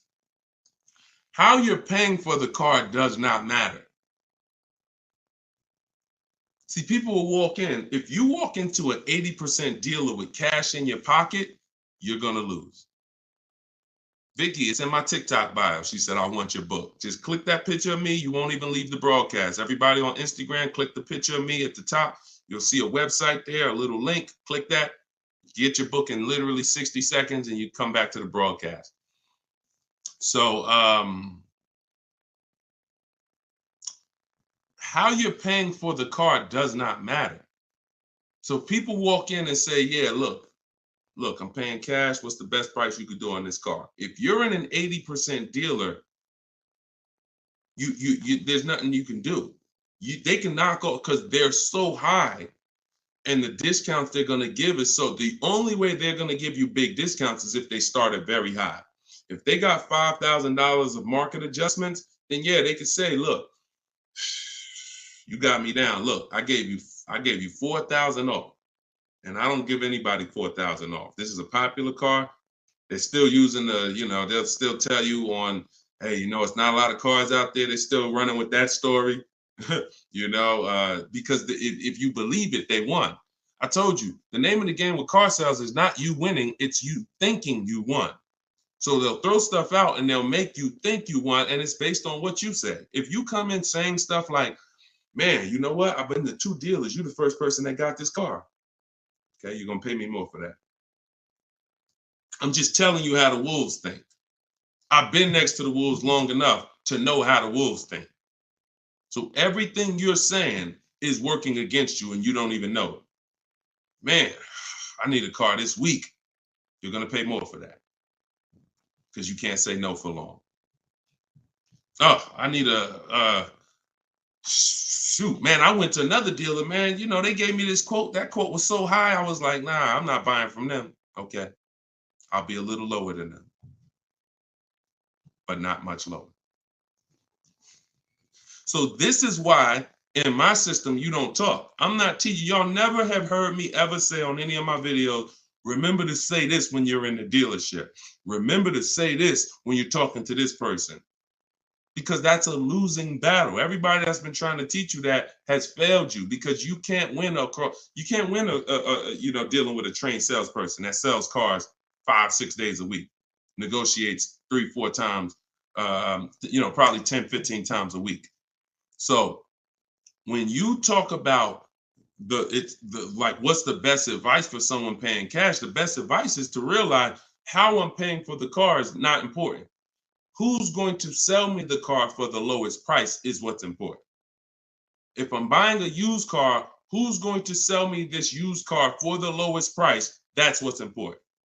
If I'm buying a brand new car, which dealer out of all the Nissan dealers, I want a Nissan, which Nissan dealer is going to sell me this car for the lowest price? That's what's important.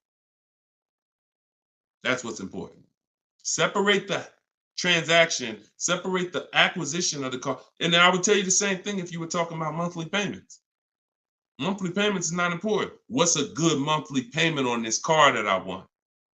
Before you think about the loan that you're putting on the car, which is what you're talking about, which is why we separate our transactions. We get bids when we sell our car because we don't trade. We get bids when we're buying our cars. We get bids when we're getting our loans separately. See, car dealers have taught you to give them 3 transactions. You're going to buy a car, you're going to trade your car into us, and you're going to give us the loan. That's 3 transactions. There's money in each one of them. So any transaction that there's money in, we're bidding it out. So if you were like, hey, what's a good monthly payment on this car I'm looking for? I would be like, monthly payment is important. The loan isn't important. The dealer who's going to sell you the car for the lowest price, beat all their competition, give you the largest discount. That's what's important. Then you drop the money. Clear? If we clear, if y'all clear, if we're following, if you're getting value out of the show so far, if you're loving the show, type a $ and let me know. All right, Dolan, next question. If you're getting value, everybody following, type $ if you're following. Skinner, what's up, my man? Good to see you. Okay. All right, this is Miss Brooklyn. All right, I see you. Maxine, I see you. TikTok, Glenn Wright, I see you. All right. Hold on 1 second. Instagram went down for a second. I like to get them down here. All right, I see you, Simply Elegant NJ. Okay, so Miss Brooklyn on TikTok. May I ask, my lease got totaled. Is there any good in that? I have 4 months left on my lease. Not really. The only time it's good when the lease gets totaled is if you rolled a lot of negative equity into that lease to get out of it. So if I went from a finance and I had a bunch of, many of you, once you learn that, if not leasing has cost you money, and big money. I cannot downplay this. Big, huge money, thousands of dollars, probably $4 or $5 grand every single car. Plus, you're not driving the cars you could be driving. So on top of that, just the money you lose is $4 or $5 grand. Then the cars that you're not driving is you can't put a price on that. You're driving an older car versus somebody who's driving brand new cars that are under warranty. So, but many of you, once you find out that you bought into a lot of bad advice about leasing, you're like, and we've had those questions come on the stream very regularly. Deshone, should I wait? I know I need to lease now. I need to be leasing, but should I wait or should I just transition now? It's always transition now.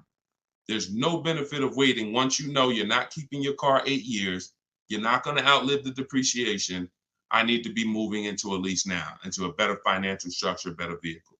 So if you move, some of you, when that happens, you're going to have 3, 4, 7 grand of negative equity that you're moving over because you're a short-term person.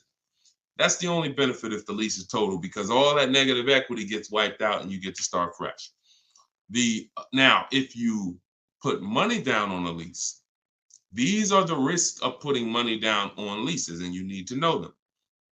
If your car is totaled or stolen and not recovered, you don't get the money back. So it's very important to assess the risk. I talk about this in my book. I talk about everything in my book. There's nothing that I'm talking about on this show that's not in my step-by-step book. So in fact, everything I'm teaching you is out of my book. So when you look and say, all right, should I put money down? Then you assess your risk. How many vehicles have you had stolen in your life? If the answer is 0, then chances are you won't have a vehicle stolen.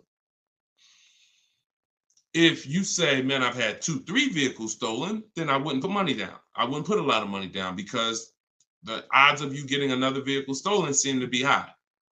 And if your vehicle gets stolen and they don't find it and you put $5 grand down on your lease, you're not getting the money back. Now, the opposite, the other end is if the vehicle's totaled, like you experienced, Ms. Brooklyn. If the vehicle's totaled and you put $5 grand down, you don't get the money back.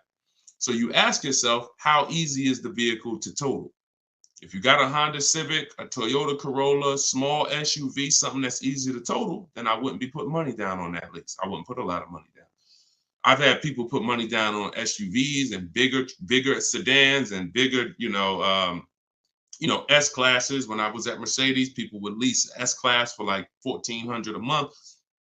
They put money down to lower the payment. I've had people put 7, 8, 9, 10 grand down on a lease on an S-class because they know it's hard to total an S-class.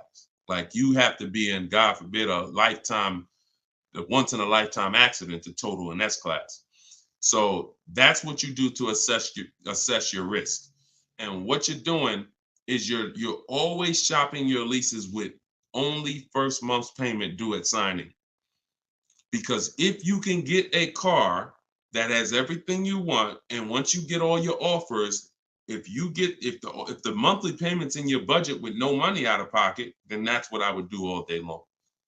That's what I would do all day long. But sometimes people will get like a lease and it's a great deal. It's under 1.5%, but they're like, you know what? Payment is like $600. I want to lower that to like $500, and they'll put $3 grand down to lower it, $3,500 down to lower it to $500. But that's a decision you make only after you assess the risk. But in your particular case, if you didn't put a lot of money down, then no, you're just going to start fresh. You're going to shop for your lease, and that's it. Good question. All right. Yes, under 1%, we call that a steal, Skinner. Absolutely. That is a steal, not a deal. Go ahead. And we get steals. Some people may say, look, man, how do you see steals? We already know. Look, we get steals. When you get bids, you'll see some steals depending on the lease program. Farina just got her Jeep Grand Cherokee, $66,000 Jeep Grand Cherokee, $579 a month. $579 a month. 0.88%. Sitting at home getting bids. All right. Go ahead. Next question, Dolan. Shoot it up. This is Byron on TikTok. How long should you wait to refinance after the purchase date? As soon as it makes sense. I don't know what your interest rate is, and I don't know how thoroughly you shop for your loan. If you use the bank bidding war, we're letting 15, 20 people run our credit within a 48-hour period. So it only is going to weigh on our score like as one hard inquiry. So if one hard inquiry would have lowered our score 10 points, those 15, 20 inquiries will lower our score the same 10 points when the window closes. So if you shop like that, then no, you're not going to refinance in a month because you shop the market so thoroughly, the potential for you saving in the short term is not going to be there. But if you didn't, then yeah, you might be looking now and see that there's people who can refinance you for a lower rate. But again, the reason I don't like doing that, if you just got the car, because now you're talking about, potential more hard inquiries. But what are you going to do? If you think you could get a lower interest rate refinancing, I go online, type in refinance car loan online and see, I think Lending Tree, Nerd Wallet, they have a couple resources that they recommend, and see if you can save money. I'm refinancing if I could save money, if I could drop, because look, on a $30,000 loan, if you got $30,000 that you owe, if you could drop your interest rate by 1 point, that's probably $1,000. So, I mean, if you're not taking the shopping of your interest and your loans, that's why we bid this out. In my book, not only, and I have a section when I send it, it's called the Bank Bidding War. So I haven't combined it into my book yet. But for those who are financing, I'm going to restructure the book. Again, another update coming of the book, because that's what we do. And I'm going to add the Bank Bidding War to the book. But I don't want you, if you go online and you see that you can refinance and you can drop your interest rate, then do it. But I always tell people, don't just take a long loan, because what they'll try to do is tell you and what you can fall for. Because if you just get hung up on the monthly payment, they'll tell you, well, if you take a 5-year or 6-year loan, refinance it to 6 years, your payment goes from $490 a month to $350, and you're like, okay, give me that. But if you've already been paying for for a year, now you refinance for 6 years, now you got 7 years. So you want to look at the total amount. So here's the rule of thumb that I like to follow.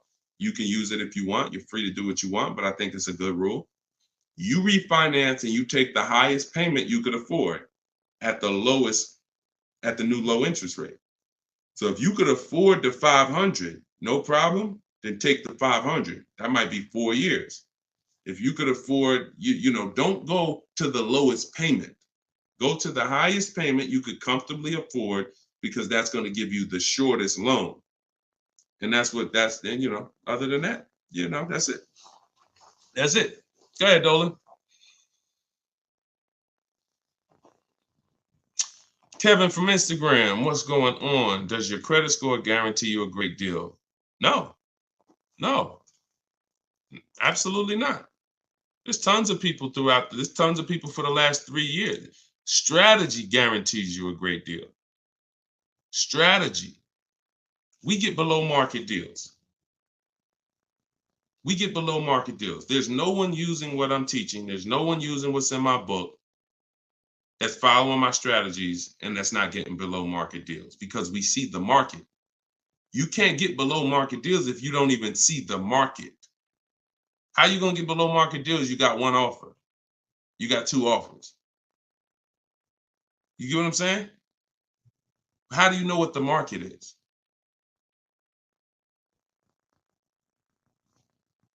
In order to get below market deals, you must have a strategy that allows you to see the market. See the market offers. See the widespread. Look at used cars and say, man, this is everything within 100 miles of me. Narrowed down, blah, blah, blah. I see the market.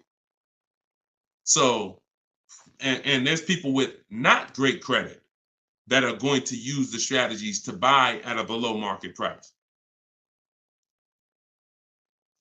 So strategy is what gets you below market deals. You can have great credit all you want. You have no strategy, you will pay market value or higher. Because below market deals are reserved for the people who have the strategies to get them. Nothing to do with credit. Nothing to do with credit. I tell you, if you have bad credit, your goal should be the only people I'm overpaying, and I'm not overpaying because it's all I qualify for is my loan. My bad credit is not between me and the dealer I'm buying my car from. My bad credit is between me and the person who's lending me the money to buy the car. If below market price on this car is $18,000, if I don't have any strategy, then I'm going to go in and I'm going to buy it from them with bad credit and end up paying 21 plus the high interest rate, bank fees. And not only did I overpay for the car, but now I'm paying 15, 20% interest. That's what most people do. No strategy. So people with no strategy get killed two ways if they have bad credit: the loan and the price of the car. But when you have strategy, the only person who you should be paying more than average is the person who lent you the money. But they should be looking at you and saying, you got a great price on the car. Goes back to what I said about 15 minutes ago on separating our transactions. We separate our car purchase from our loan. The dealer who's going to sell us the car has nothing to do with the person who's giving us the loan. These are two separate bids. So my loan, because my credit's bad, is going to be a higher interest rate. Understandable. But I'm going to use the bidding system, get multiple offers, and I'm going to get a great price on the car. Separate. All right. It's a good question. It's a good question. And I'm sure a lot of people had that same question, Kevin. Go ahead, Dolan. All right. Appreciate y'all running the likes up on TikTok. If y'all can keep tapping the screen. Thank you, Ambitious73, for sharing the broadcast. Shout out to the sharers. On Instagram, y'all see next to the comment section, there's something that looks like a little paper plane. If you hit that, you can share this with a couple of your friends. You should certainly be sharing this with your best friend because they might not be friends. I'm going to be honest with you. If I had a friend and he was watching this stuff, shopping for cars, and didn't tell me about it, and I went out and I just went and if there was this new way to car shop to save all this money and he didn't tell me about it, I'd be a little upset, especially when I bring my car home and realize, dag, I overpaid for it, $5,000, $10,000, or dag, I didn't even know about leasing. You know, my parents told me, man, I should never lease. Oh, you don't listen to this guy, Deshone? Nah, man, I don't lease stuff. No, you need to listen because if you're not keeping cars 8 years, he's going to show you why you're overpaying by thousands of dollars by not leasing. It's not even close. Oh, for real? All right, I'll watch him. Then next thing you know, he's seeing me, but he bought a used car last year, or he bought a car that he's now in a finance with, and he's like, man, how long you been watching this guy? And I've been watching him for 2 years. You couldn't tag me in a video? You couldn't tag me how many people come on my stuff and say, Dad, I wish I would have saw this before I got my car. We're trying to prevent that. I don't want your friendships destroyed. Not only am I trying to save households financially, I'm trying to save friendships. All right, go ahead, Dolan. All right, we got the next one up. Jason, should you use MSRP minus dealer incentives to calculate the 1% rule or the MSRP without the incentive? Nope. MSRP. I showed y'all this the other day. I'm going to show y'all this again. Well, I showed people on the broadcast the other day, right here. Just let me remove that question so everybody can see it. Just take that question down real quick, Dolan, so everybody can see this window sticker for me. All right. See right here? Total MSRP. That's what you use. That's what you use. So the reason why you're using the total MSRP is because once you use if you're on TikTok, you'll see it on the rebroadcast because we rebroadcast these shows throughout the day. Once you see the MSRP the percentage is what's going to change. based on the offer the dealer made you. We do not change the, we don't calculate our formula based on the selling price, because the selling price, when it's adjusted, it's going to change the percentage overall. The selling price is what's going to dictate whether it's 1%, 1.4%, 1. So the selling price, once you take the monthly payment and divide it into the total MSRP, it's going to tell you, okay, who gave me the biggest discount? The lower the percentage, that's the dealer that gave the biggest discount. It's reflected in the percentage. So we don't have to adjust the MSRP. The selling price, if they took $15,000, look, they took a crazy amount of money off for Greg, $56,000 MSRP. He got a 0.9% lease. Matter of fact, let's look at Kimberly. Kimberly, she got a Maserati. She got a $91,000 vehicle. She ended up getting over 20 grand off. Over 20 grand off, getting bids, saving more money at home than everybody's saving in dealers. Can't get these types of deals in dealers. So $86,000, then she got a $66,000 offer. So they were taking $20,000 off. And then the car that she ended up getting was this one. And look, when you see 1%, when you see a low, that means all that discount that they took off is reflected in the percentage, because the percentage is what you are paying relative to the MSRP. So no, always use the total MSRP like I just laid out. Okay, that's the formula. All right, go ahead, Dolan. Great questions today. We're getting great questions every day. I'm enjoying it. I'm enjoying it. TikTok. Do you have to repurchase to get the book updates? No, you don't, Youssef. That's why it's a digital book. Example, Room went out of business a little while ago. Room used to be in our bids. When we sold our cars, the equity assessment, Room was in there. When we bought a used car, Room was in there. So they were in our bids for the marketplaces and for our selling our cars. They went out of business. I went right into the master file, updated it. That's why when you get your book, an email is sent to you with the master file.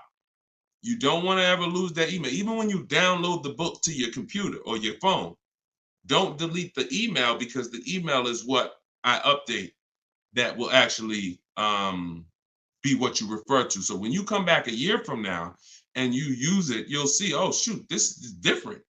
Yeah, because we update this. So yeah, once you get it, that's why it's a digital book. That's why I didn't print it. And if I would have printed it, I could have, made more money probably, because I could have just said, hey, all right, y'all, a year from now I'm on here. Okay, so we had a lot of changes last year.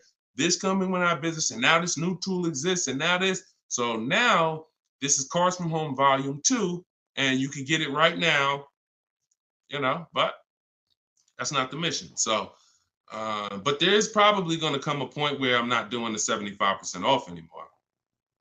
I know that's our welcome offer. So, I mean, those of you who come on and look, $97, we've had people pay $97, not asking any questions, because if they use the book, they're not even asking any questions. If they use the book, it's like $97. I would have paid $900 if I knew what this book was going to do for me. So they're not hung up over $70-something difference. But I will at some point probably do away with the 75% off offer once we really launch and get enough books out there in the marketplace. So, but for now, you can get yours for 75% off in my TikTok bio and my Instagram bio. It's my new digital book, Cars from Home, 7 Steps to Saving Time, Money, and Avoiding Dealers. Here we are on Goodreads. Thank you to everybody who's reviewed the book. And if you haven't reviewed the book and you used it, please go to Goodreads and add to our 5-star reviews. I appreciate you. And then we have a comment in YouTube and Facebook in the comment section where you guys can get yours, or go to deshonsbook.com. Get your 75% off before the timer expires. You got 30 minutes. All right, go ahead, Dolan.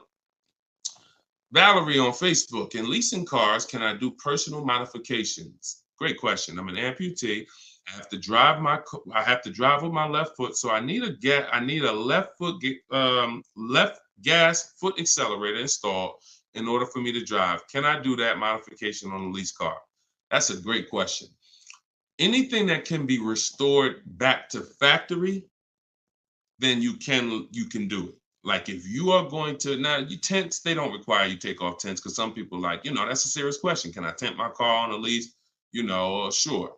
They don't usually sweat tents. But things that really like are changing the makeup of the car like this, it depends on if this is removable or not.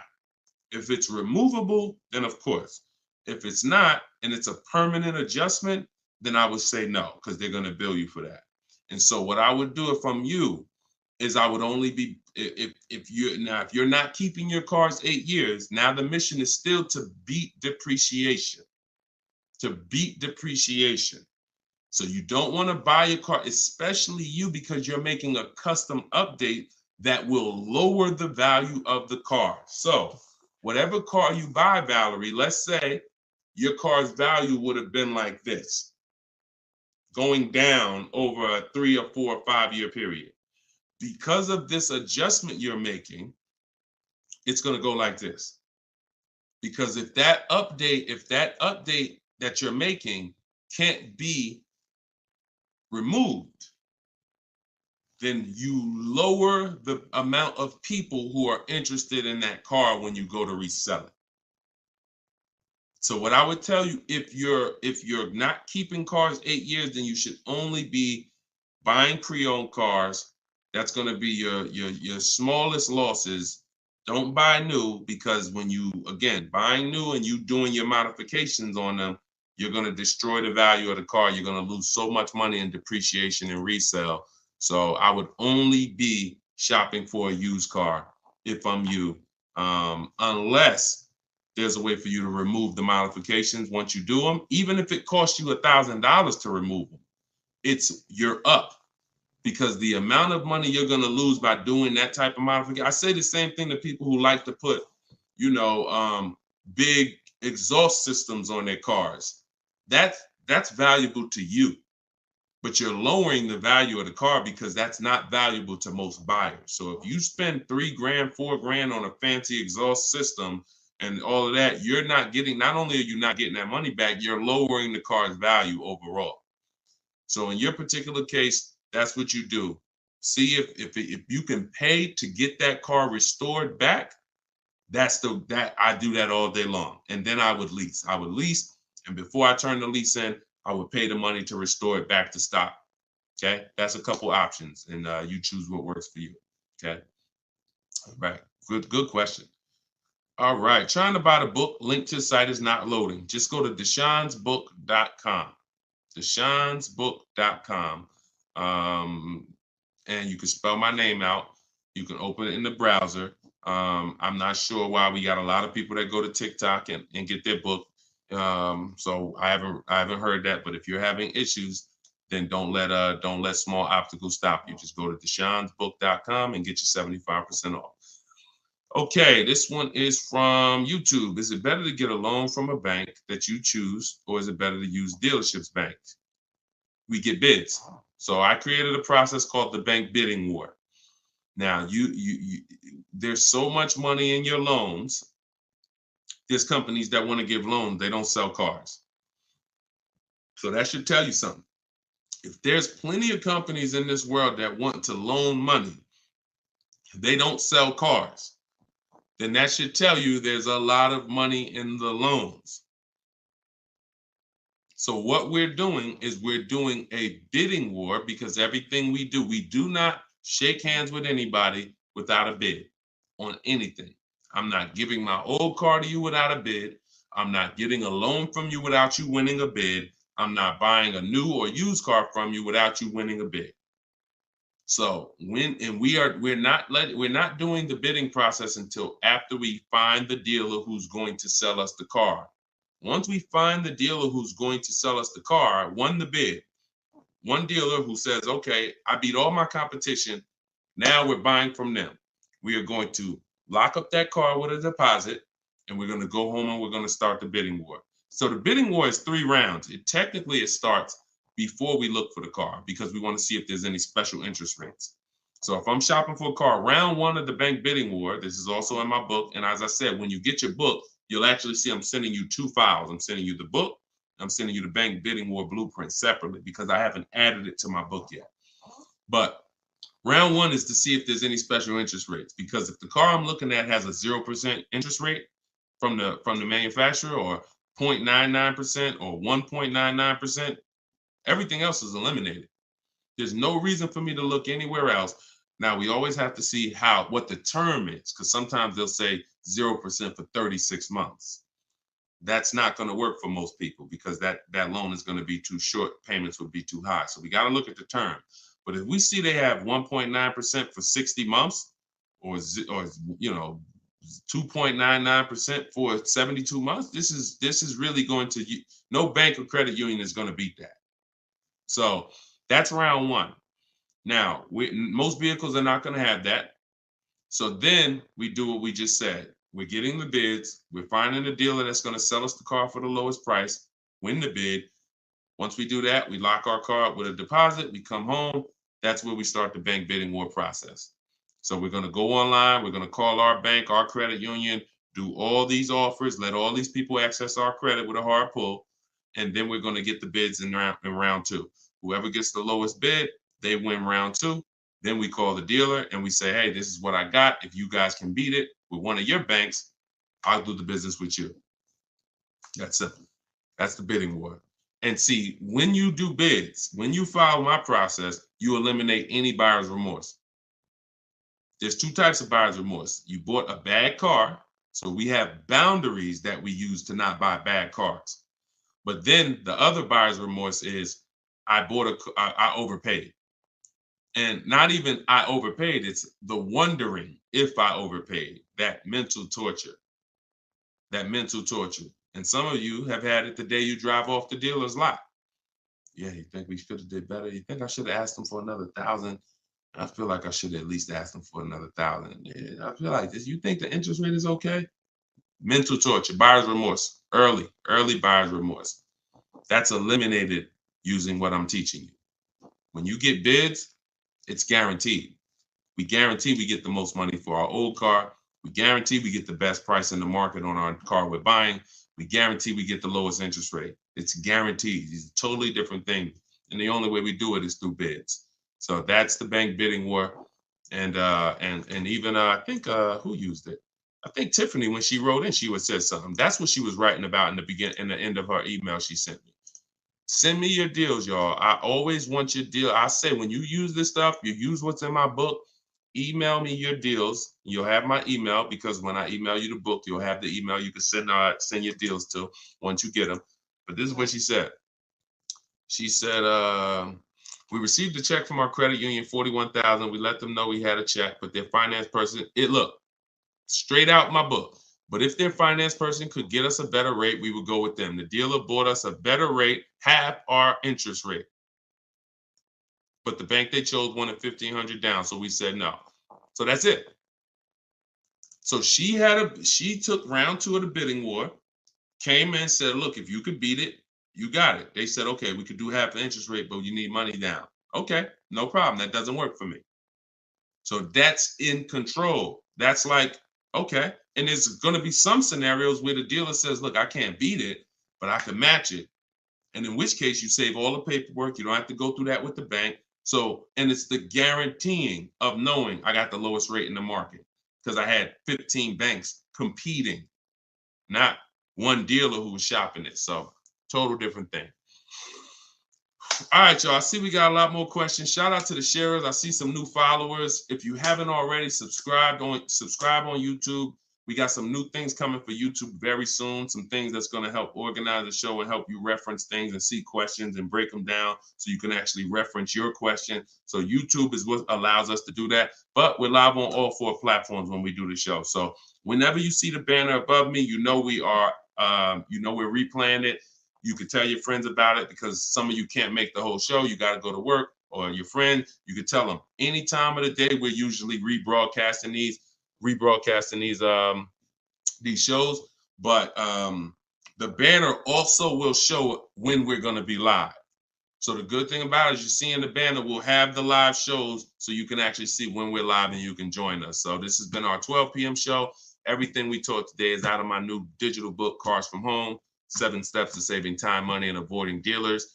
You can get your copy for 75% off for 30 minutes. If you visited the website, the timer started. So once you visit, that timer started. Once it goes to 0, the price is $97, which is still a great price. But if you haven't been there yet, you can get your copy for $24 at 75% off in my TikTok bio, in my Instagram bio, or pinned in the YouTube and Facebook comments. And we'll put the banner back on here for those of you who are watching us on TV. You can just scan this with your mobile camera and you can get your 75% off. But great job. Listen, great questions today. Make sure you are sending me your success stories so I can bring them onto the show, just like Tiffany. If you haven't already, go to goodreads.com and you can post. We just got another review on goodreads.com. So add to our 5-star reviews. Tell us your story so that we can keep getting this message out and the people who want to learn strategy can keep getting it. All right. Always a pleasure. God bless y'all. I'll see y'all on the next stream.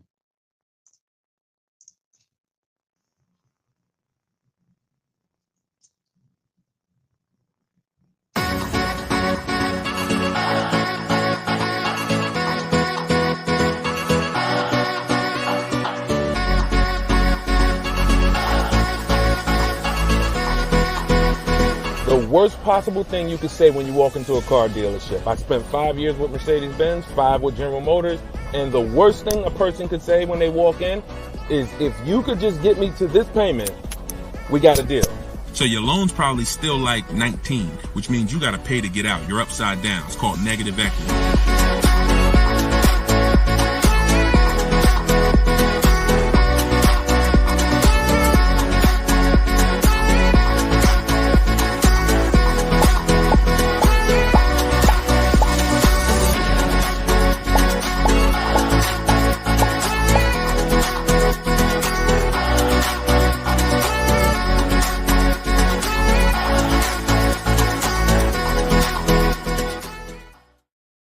What's up, everybody? Welcome back to Car Shopping Questions and Answers. I'm your host, Deshone the Auto Advisor. This is episode 12, and we do these live shows to make sure that those who are committed to financial literacy get the insider strategies they need to get below market car deals.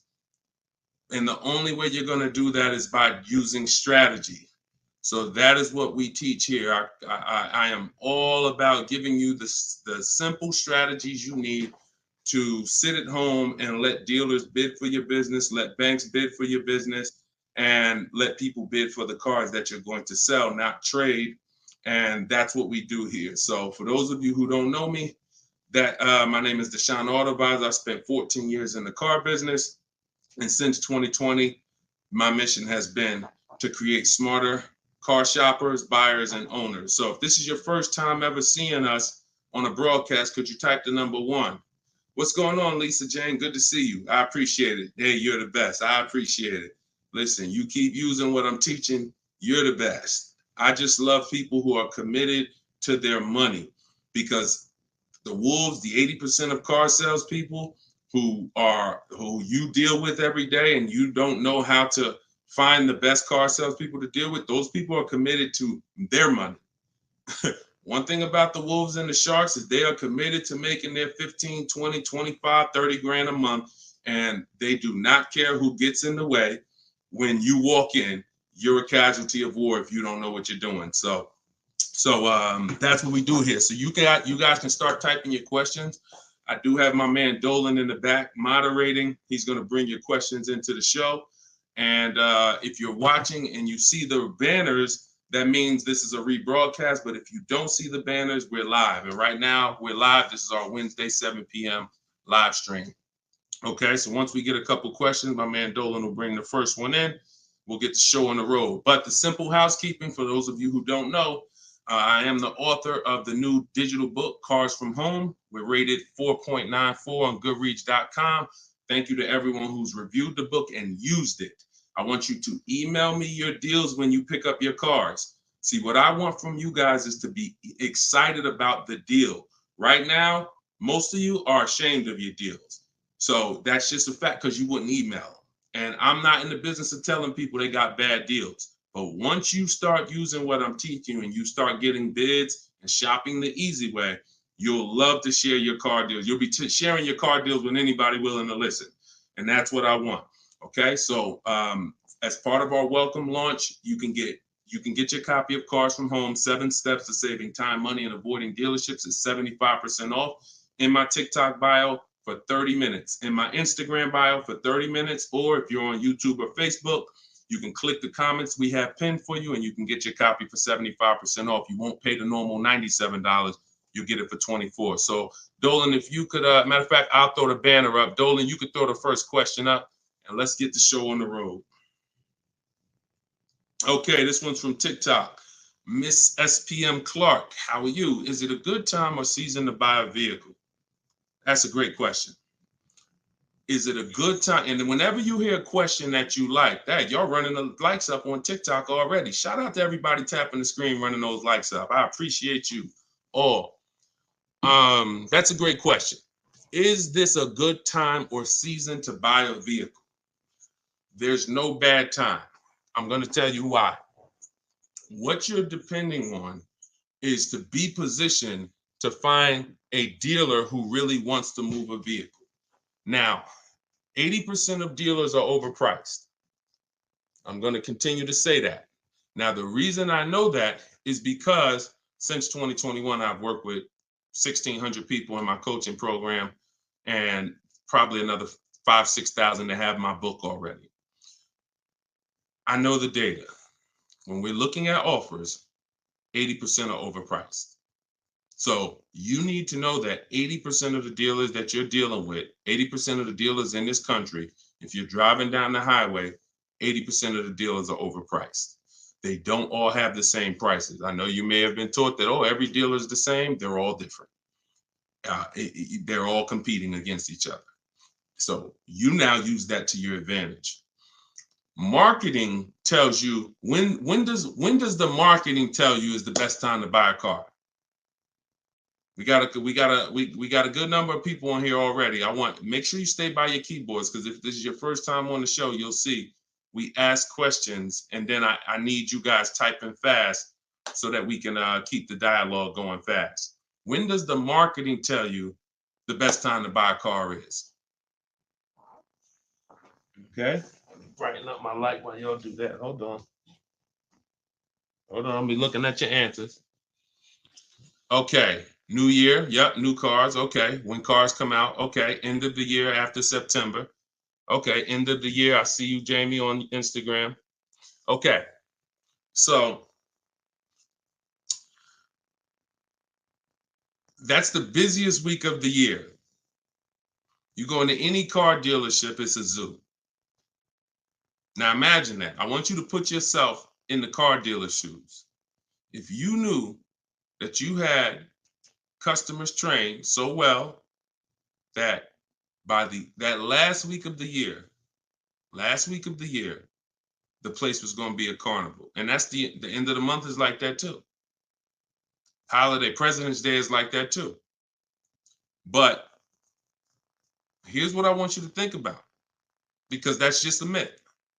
There's no better deals. So there's some people that are buying cars during the holidays overpaying for them. Because here's the thing, you got a line of people behind you.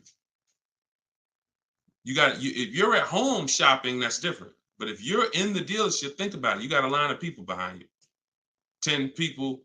So when the salesman's talking to you, it's like, I don't even have a lot of time, right? Salesman doesn't have a lot of time to talk to you. Listen, Bernard, listen, man, I'm making you a good offer. You see the place is packed, man. You know, I would take it if I was you, but you know, we really don't have the time. You know, if you wanna think about it, you're more than welcome. There's no guarantee the car's gonna be here when you come back. Psychology working all against you. I told you, if you've been on the stream before, you know the name, that you winning is not the important part in a car dealership. It's making you think you're winning. So when you want to be in a car, this is when you want to be shopping, 3 months before you need to have a car. And I'm going to tell you why. If the place is a carnival, there's no reason to give cars away. There's no reason. Why do I want to do a big sale? Why do I want to discount the cars if the place is packed? There's 3 customers for every car that I have. It's a marketing game. Now, the opposite is true. You got to think about this. On the 3rd of the month, when the place is empty, 10th of the month, dealers looking at that. I remember we used to look at our numbers, right? Because everyone makes you think dealers only think about their numbers at the end of the month. Go at the end of the month when dealers want to hit their numbers. Don't you think dealers want to hit their numbers on the 10th?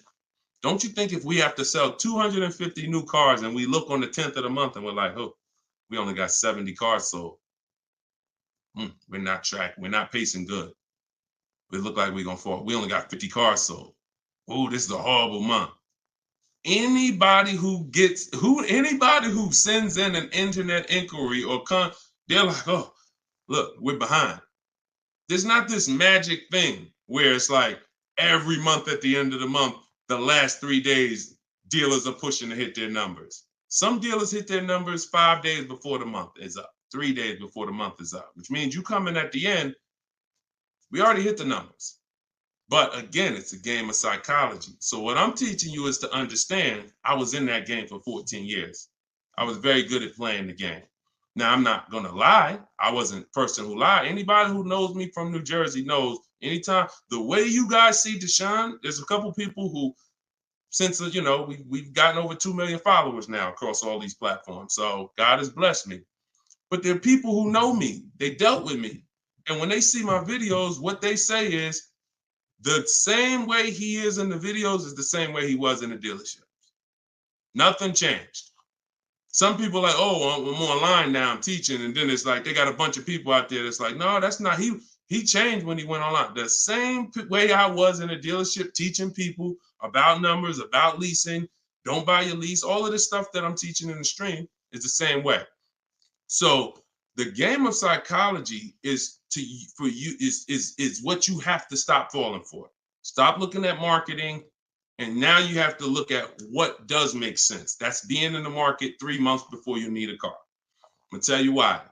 If your lease is up in a month, that's good because you can extend. So I always tell you, start shopping when your lease is up when you got one payment left. That's good. Start shopping your offers because if worse comes to worse, you can extend the lease for free and you can buy yourself another month or two. You want 3 months because here's what happens over 3 months. Lease deals change if you're shopping for leases.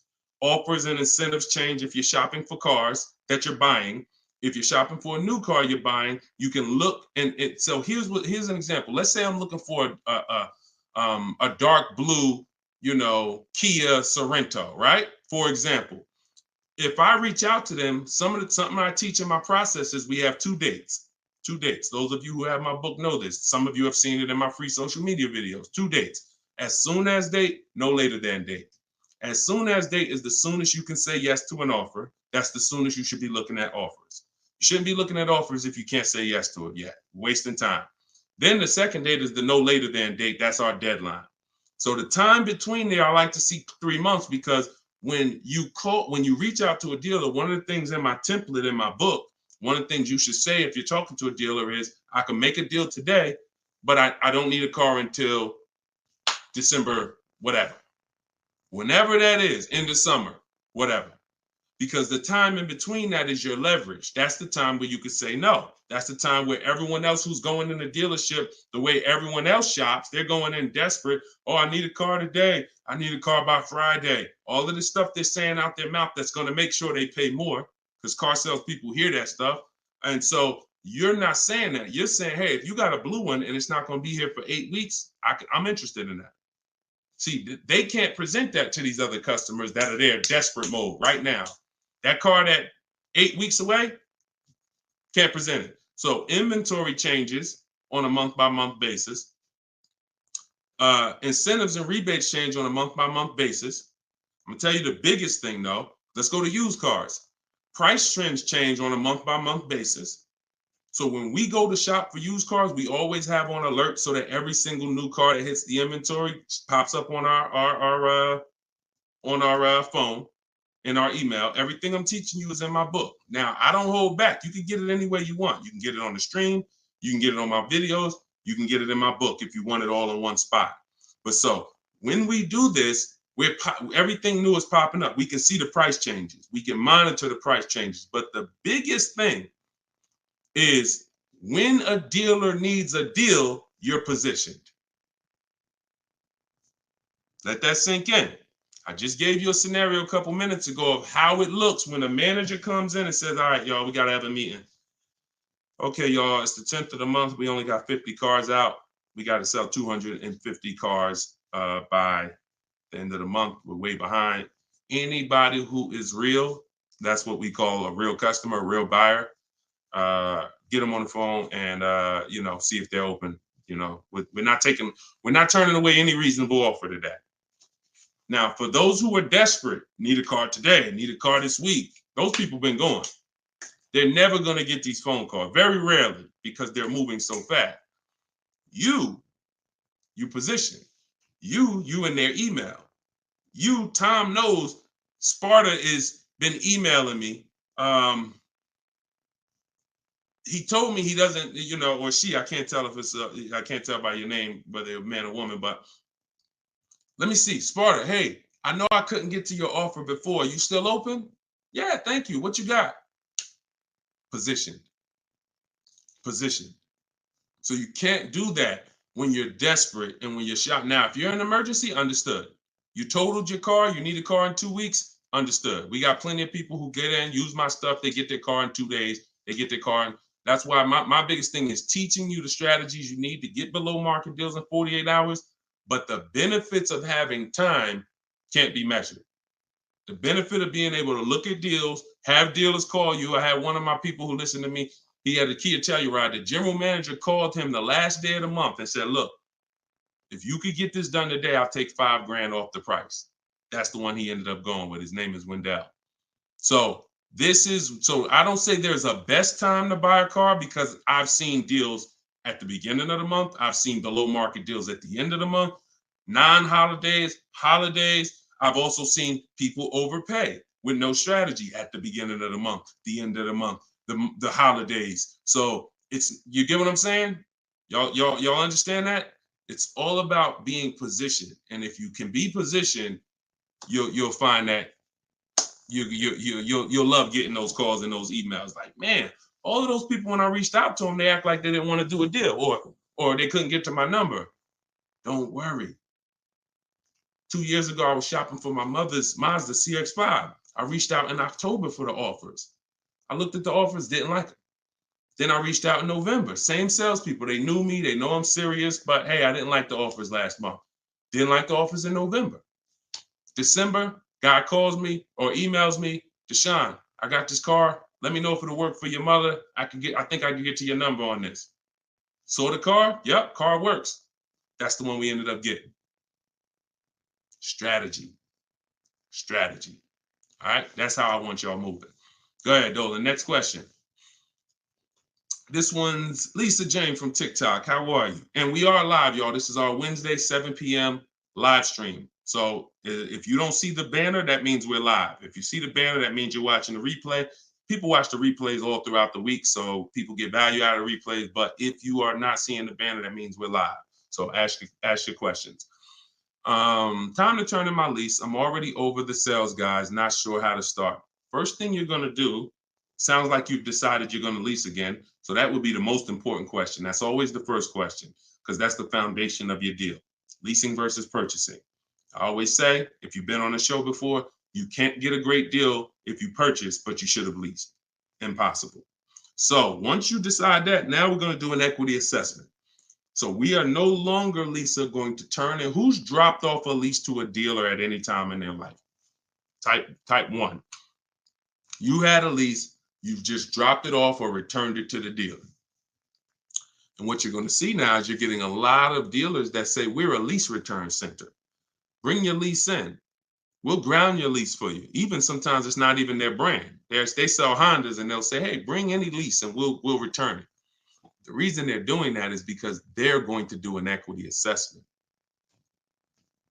So the reason why right after you decide whether you're leasing or buying, that's my process is 7 steps. That's why my book is called Cars from Home, 7 Steps to Saving Time, Money, and Avoiding Dealerships.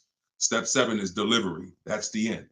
But the first step is lease versus buy, 8-year rule. Second step is equity assessment because you need to understand that every time you give your car to a dealership, either dropping it off on lease or you trade, they're assessing your equity. They're assessing the position of what the vehicle is worth on the market. We do that. We never let the dealer do that before we do that. And the only way we do that, we don't use Blue Book, we don't use Black Book, we don't use any algorithm sites. We have a huge advantage with cars we don't have with houses. That's we could get offers. We can get real offers. Imagine being able to, at any time, if you're a homeowner, literally get no obligation offers on your home. You could just put your home, you could just go to buyers and say, here's this kind of house I got, and you could get multiple offers. Hey, I'll pay this for it, I'll pay this for it, I'll pay this for it. That'd be amazing, but you can't. So all they have with homes is algorithms, Zillow, Zestimates, and all of that. With cars, we can get real offers from the people who compete to buy cars. And this is our first step before we budget, before we think about what car we want, before shopping, we are doing an equity assessment. So what that looks like, Jane, is Lisa, is you're gonna call your leasing company and you're gonna get the payoff. There's two types of payoffs, a customer payoff, a dealer payoff. Depending on the brand, sometimes they're the same, sometimes they're different. Sometimes the dealers don't have to pay taxes, and so it depends. There's no hard rule, but you're gonna get the customer payoff. Customer payoff, then you're gonna ask them, if you that step is the same for everyone, whether you own a car, you lease a car, doesn't matter. Only people who don't have to do that is if you have a paid off car. You skip that step and you go right to the next step. But if you have a lease, you're going to ask an additional question. Do I have a third party restriction? If you don't have a third party restriction, you can sell to the highest online bidder. The bidders that we're going to get, if you own your car outright, you can sell to the highest online bidder. You have a lease with no third party restriction, you can sell to the highest online bidder. If you have a finance car with a bank loan on it, you can sell to the highest online bidder.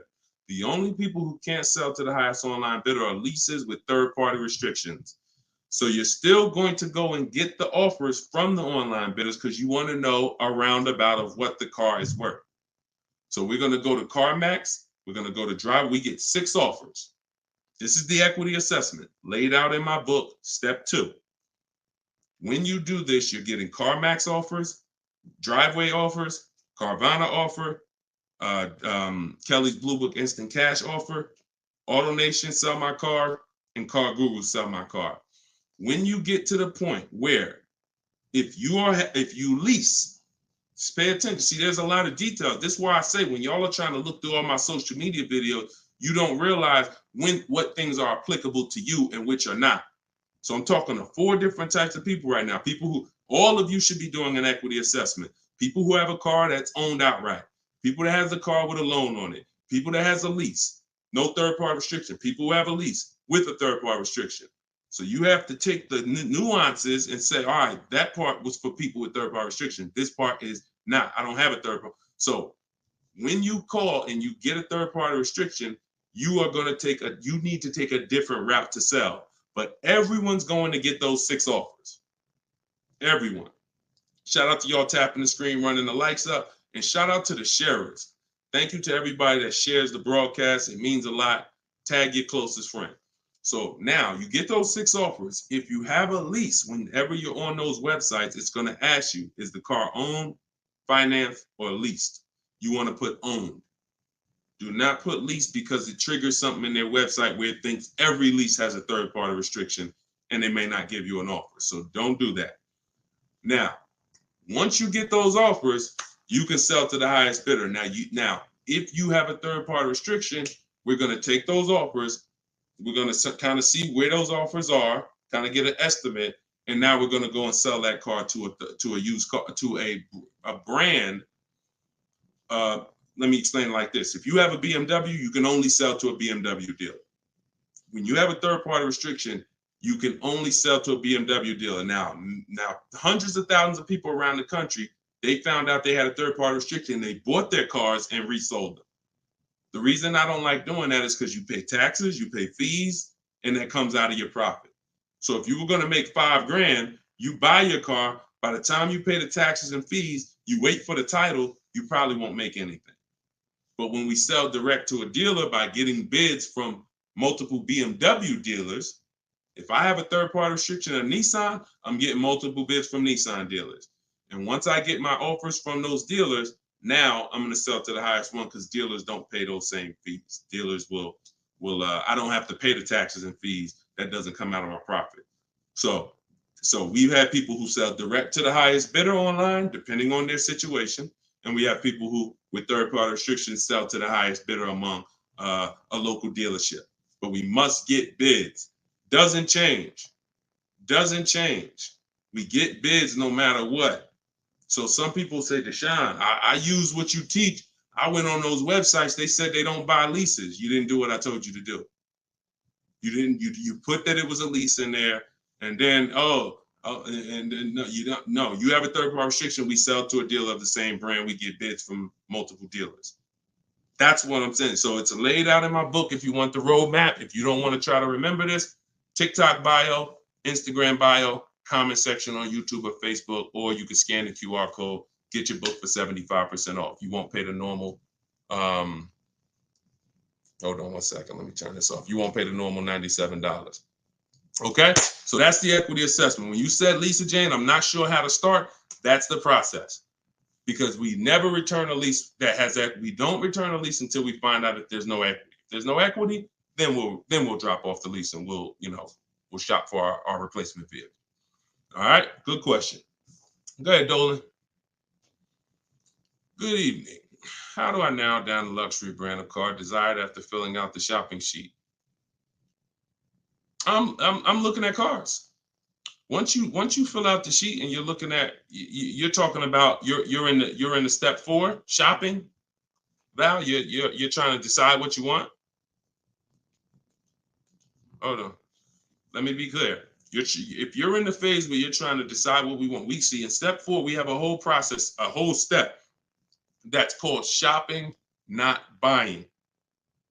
See, you need to clearly separate those two things.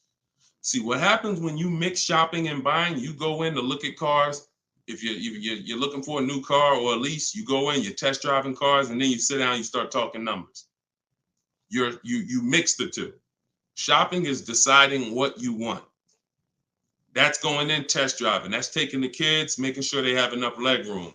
That's doing everything to make sure. Test driving, 15, 20-minute nice test drive. All right, comparing the features, going to drive the Honda. Then I'm gonna drive the Kia. Then I'm gonna go drive everything I'm interested in. I'm not talking numbers with anybody. That is shopping. Once you have decided what you want, now we're coming home and all the purchasing is done from here. All the bidding is done right from where you're right. Like, this is where I get my cars at, right here. I sit right in front of my computer, and in 60 minutes of work, I'm gonna have bids coming in 48 hours. I'll know what the below market values are. So if you're just talking about the shopping phase, I'm on YouTube. If I'm looking for like a 3-row SUV, I'm typing in 3-row SUV. And then I'm looking at the competitors, because we're not giving enough. Look, car manufacturers do a horrible job of marketing. Horrible. There's 40-something companies that make cars that spend millions of dollars to try to get you to come see them at least.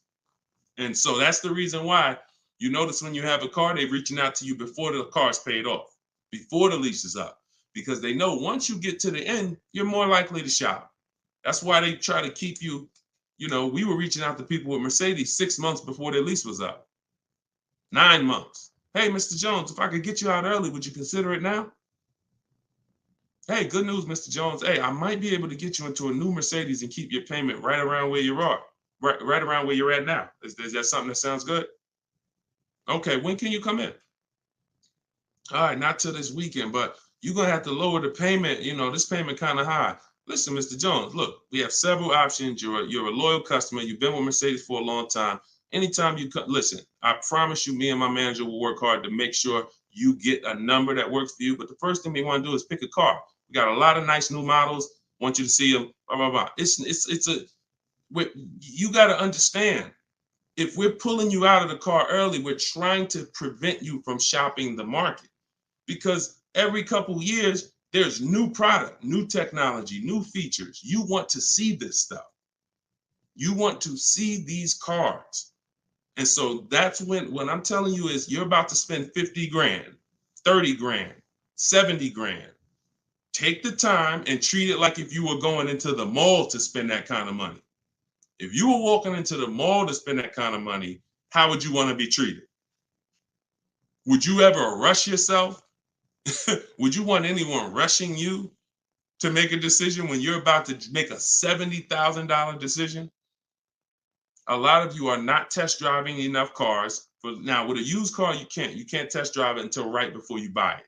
So because every used car drives different. But for those of you leasing and getting new cars, purchasing them, you should be test driving everything that's in the category of a car you want. Everything. Test driving and then narrowing it down. This is how people end up getting a car, and in 3 months they're like, hey, I don't really like the car. It's not as comfortable as I thought. You didn't test drive it. You did a short, quick test drive. So don't rob yourself of the shopping experience. We don't. That's why I have a whole step that is only devoted to shopping. And then what you do, Val, is you put it into Google and you type in the year and you type in initial quality. That's going to tell you on that first page what the ratings say. Listen, don't ask your neighbor what they think of the new car. They might love it, but there's 10,000 other people in the country that have that same car. You need to know what is the data saying about that. 10% of those people might be dealing with electrical issues. That's going to show in that initial quality scan on Google. Then you look and you Google reliability. So initial quality's first 90 days, reliability's first 3 years. Everyone who's leasing needs to be typing those two things in. Initial quality, skim the articles, look for any red flags, then do the same thing for reliability. Those of you who are purchasing, you should be doing longevity. And that's going to tell you if the car has transmission problems later on. That's going to tell you what the engine is rated to do. These are 5-minute exercises that will save you from getting a Maserati that's in the shop every 3 months. So that's the shopping process, Val. And don't cheat yourself of it. Don't shortcut it. Take as much time as you need in that part of the process. Because once you decide what you want, getting offers is quick. If you're doing it my way, getting offers is literally 60 minutes. So don't rob yourself of shopping. All right, good question. Go ahead, Dolan. One thing I will not do is sign anything to test drive. If anybody ever, keep that question up. If anybody ever makes you sign something to test drive, first of all, and I have a particular way I set up a test drive. In my book, I teach you how to call a dealer, ask for the most experienced salesperson, the guy everybody loves, the person everybody loves, and you set up the test drive with that person. You set up a random test drive or you walk into, you don't know who you're going to get. You might get Lou Ricardo. He only been there for 2 months. He made $10,000 last month. He hungry. He feeling like he could do no wrong. Even when he lies, he's not going to get caught. And that's the guy you're dealing with. You got to set up everything is a system. Nothing is left to chance when you're following my process. And no one who's experienced like that would ever require you to sign something before you test drive it. Driver's license, I have your information. I have your email. Okay, that's what we need. All this other stuff is just a trick to lock you in. It's ridiculous. Okay. All right. This one's from YouTube. Deshone, I got equity now at the end of my lease, but I got a third-party restriction. How can I sell it to a dealer without buying a new one? Separate the transactions. When Dave came in, Dave was the first person who used this strategy back in 2021. And he joined me because he said, look, I had a BMW. As soon as I found out how to get around this, that made me like $1,500 to $2,000 more because I had the third-party restriction. You call, we speak to used car managers, and you're going to get bids from used car managers. Hey, I got a car. I'm looking to sell it. I have a specific script in my book, but hey, I'm looking to sell it. And, can I give you some information about it? And you give me an offer.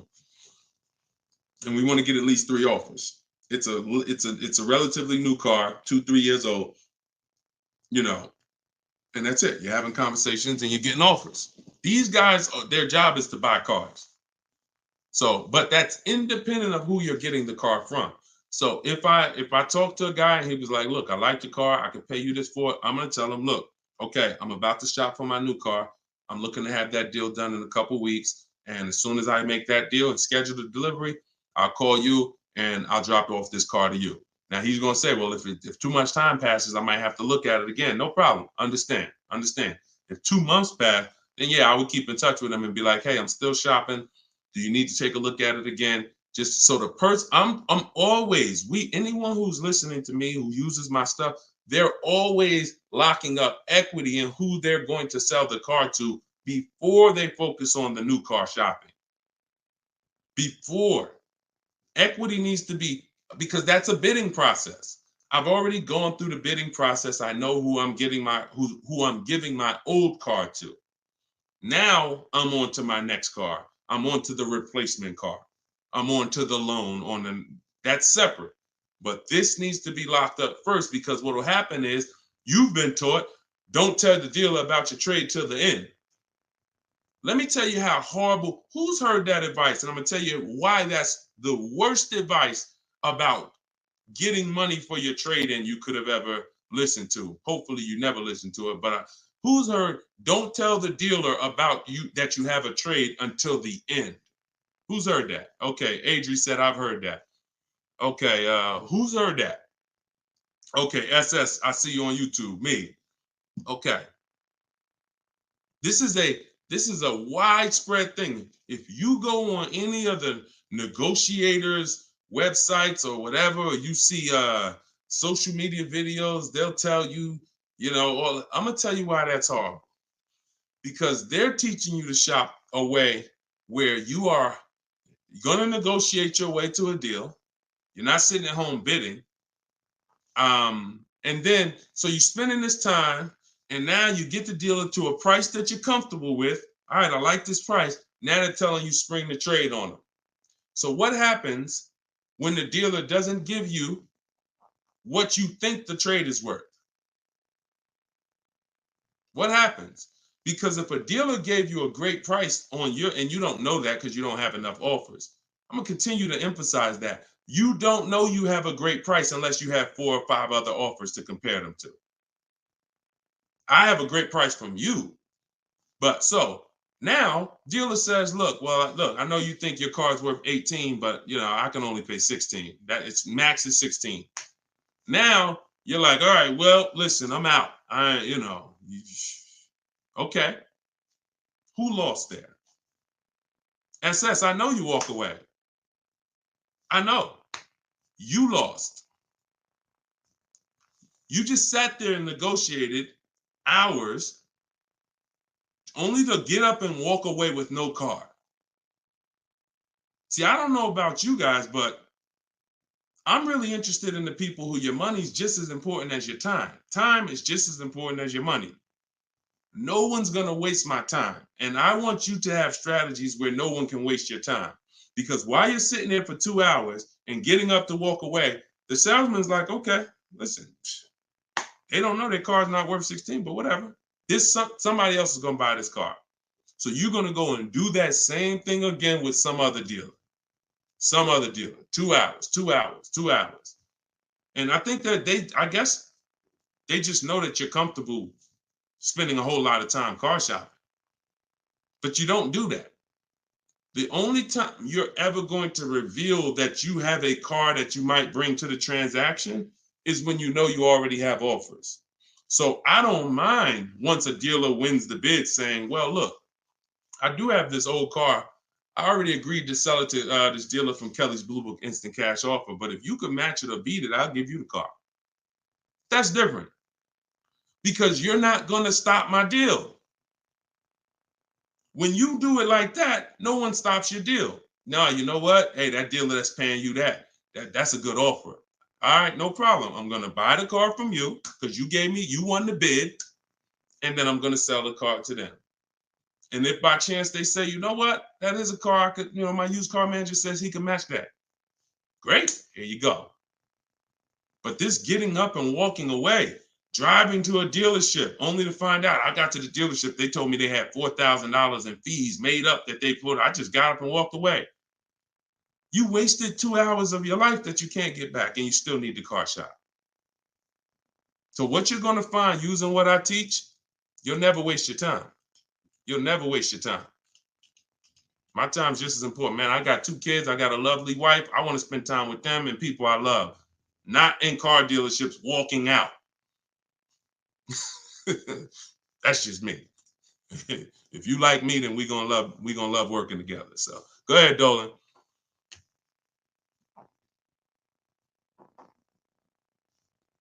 All right. Why is the dealership telling me I have to pay a down payment on a lease? You're only talking to one dealer.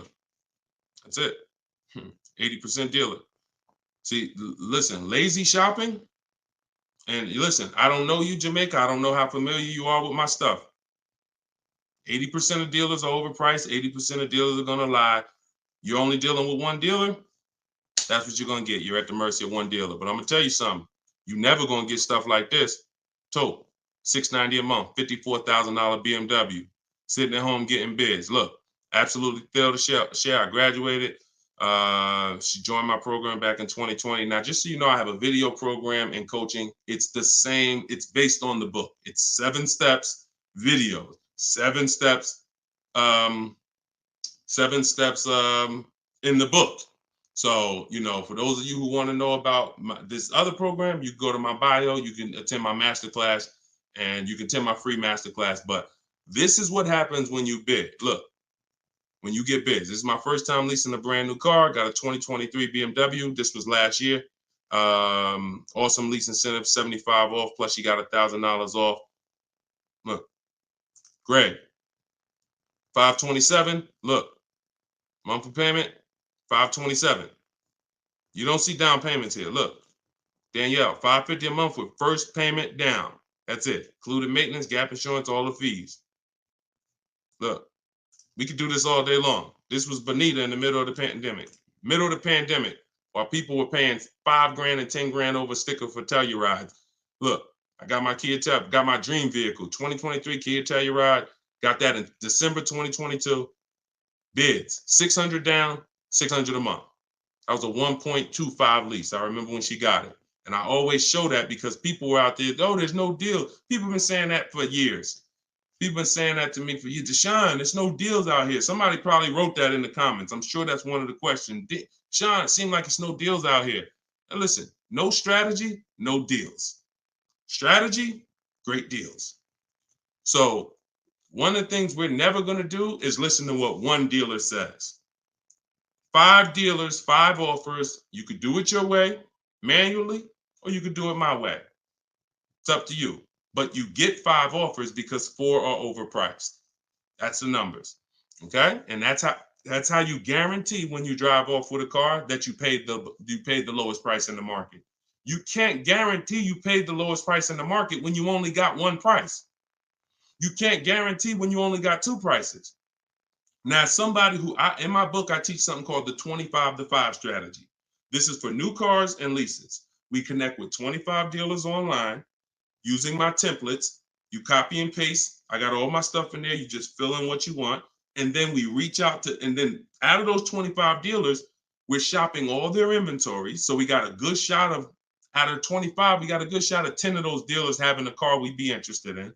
And our goal is to get 5 offers. That's it, all by email. So you can do it your way. You can call, you can do however you want, but we know this because we shop better than anyone else in this world. So when we're looking at all these offers and when we can say confidently 80% of are overpriced, we can talk to someone who's only getting 1 or 2 or 3 offers and tell them there's no way you're going to get great below market deals shopping that way. It's just not going to happen. So I wish I could tell you could mix your way. The only thing I can say about mixing your way is if you don't want to use my strategies to get the 5 offers. You want to get 5 offers some other way, God bless you. But you get 5 offers if you want below market deals. And if you're looking at super popular vehicles, Charles got a Palisade. Look, he got 10 offers. I reached out to 35 Hyundai dealers, got 10 quotes back. Offers range from 1.3 to 1.23 to 1.66. He ended up with a 1.23 lease on a Hyundai Palisade. $48,000 vehicle, $597 a month. So that's why the dealer you're dealing with is telling you you need a down payment because that's who they are. They're an 80% dealer. They're an 80% dealer. All right? That's just what it is. Strategy. Go ahead, Dolan.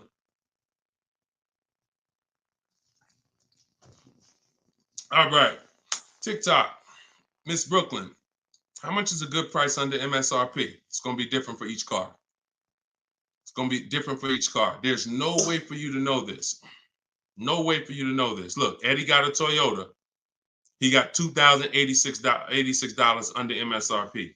You don't know what the bottom is without offers.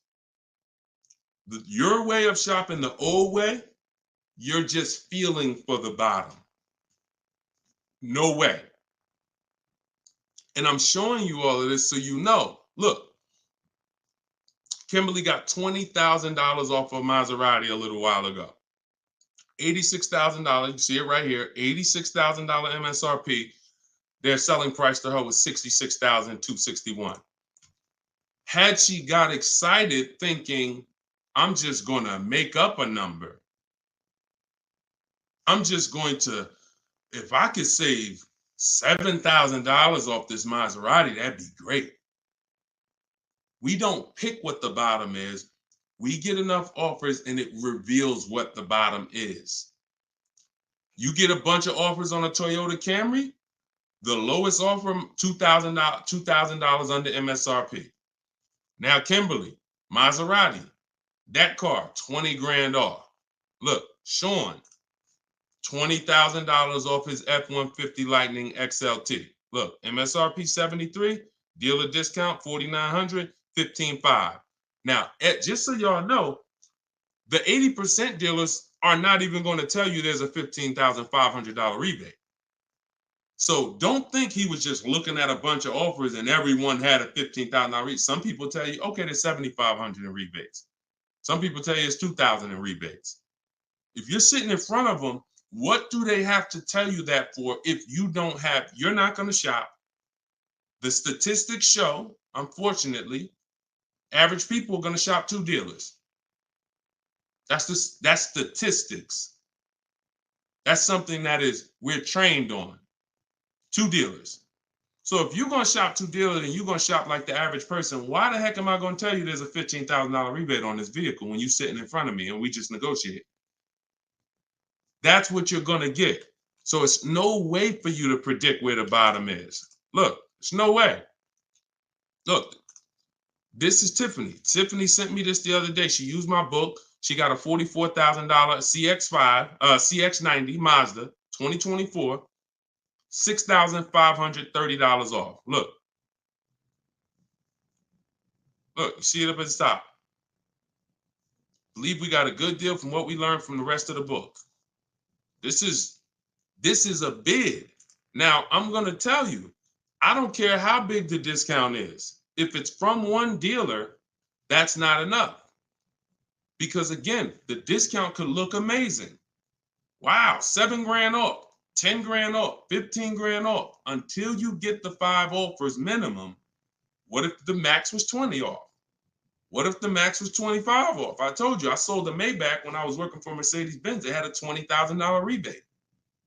If a person was getting bids for the Maybach, they would have saw that they could probably save 30, 40 grand off a Maybach at that time when they were running a $20,000 rebate. But if they came in and the dealer said, all right, look, I'll give you 15 grand off. If they thought, okay, that sounds good. So you don't get to pick where the bottom is. No one does. And if you try that, you're going to lose every time. And you're going to lose by not getting to the bottom and by wondering. See, that buyer's remorse, that's wondering. Was that really the bottom? You think we could have got more money off? That's buyer's remorse. We never have that. I want you to never have that. And when you sit at home and you let these offers come to you and you look and you see 5, 6, 7 people bidding for your business, you'll never wonder. You'll never wonder again. That feeling of in your gut of, oh, I hope I'm not getting ripped off. Oh, I hope this is a good price. That's a thing of the past. You'll never have that. Okay? And you deserve not to ever have that. Stop shopping the old way. Okay? Go ahead, Dolan. Very common question, too. Yep, you did the work. This one's Nita from TikTok. Instagram, I don't see enough questions over here. Instagram. I see a couple of y'all on, but I don't see any questions. Can I oil you up? Okay, you got to get it. You always got some weirdos popping up. That's why I'm going to let Dolan pull in the questions. Sometimes I'll be reading and we get just good. All right, so Nita from TikTok. Should I be worrying about the cost of insurance when buying a car? I would look, insurance is insurance. I would use a site like Insurify or Jerry, the Jerry app. I would use a site that shops multiple companies. Insurify shops multiple companies. And some of the smaller companies that don't have the big budgets, some of you go to insurify.com tonight, you might save money. So you need to, and I'm not endorsed by Insurify right now. I just believe in the product. Look, I believe in anything that gets my favorite two words, multiple offers. Because that's how we buy everything else. That's how we buy TVs, that's how we buy electronics, that's how we buy groceries. You go in, you want some potato chips, you got 30, 40 companies competing. You got, spaghetti sauce, 10 different companies competing, trying to sell you. Oh, we're on sale this week. Blah, blah, blah. It's always multiple offers. So any tool that gets multiple offers, I love it. So Insurify.com or the Jerry app. Yeah, insurance is insurance. J Love, how's the market looking? Watch the earlier broadcast. We answered that. That was pretty much, I think that was the first question in the show. So you could go to YouTube, watch the rebroadcast, and you'll see the answer to that question. Go ahead, Dolan, shoot that next one out.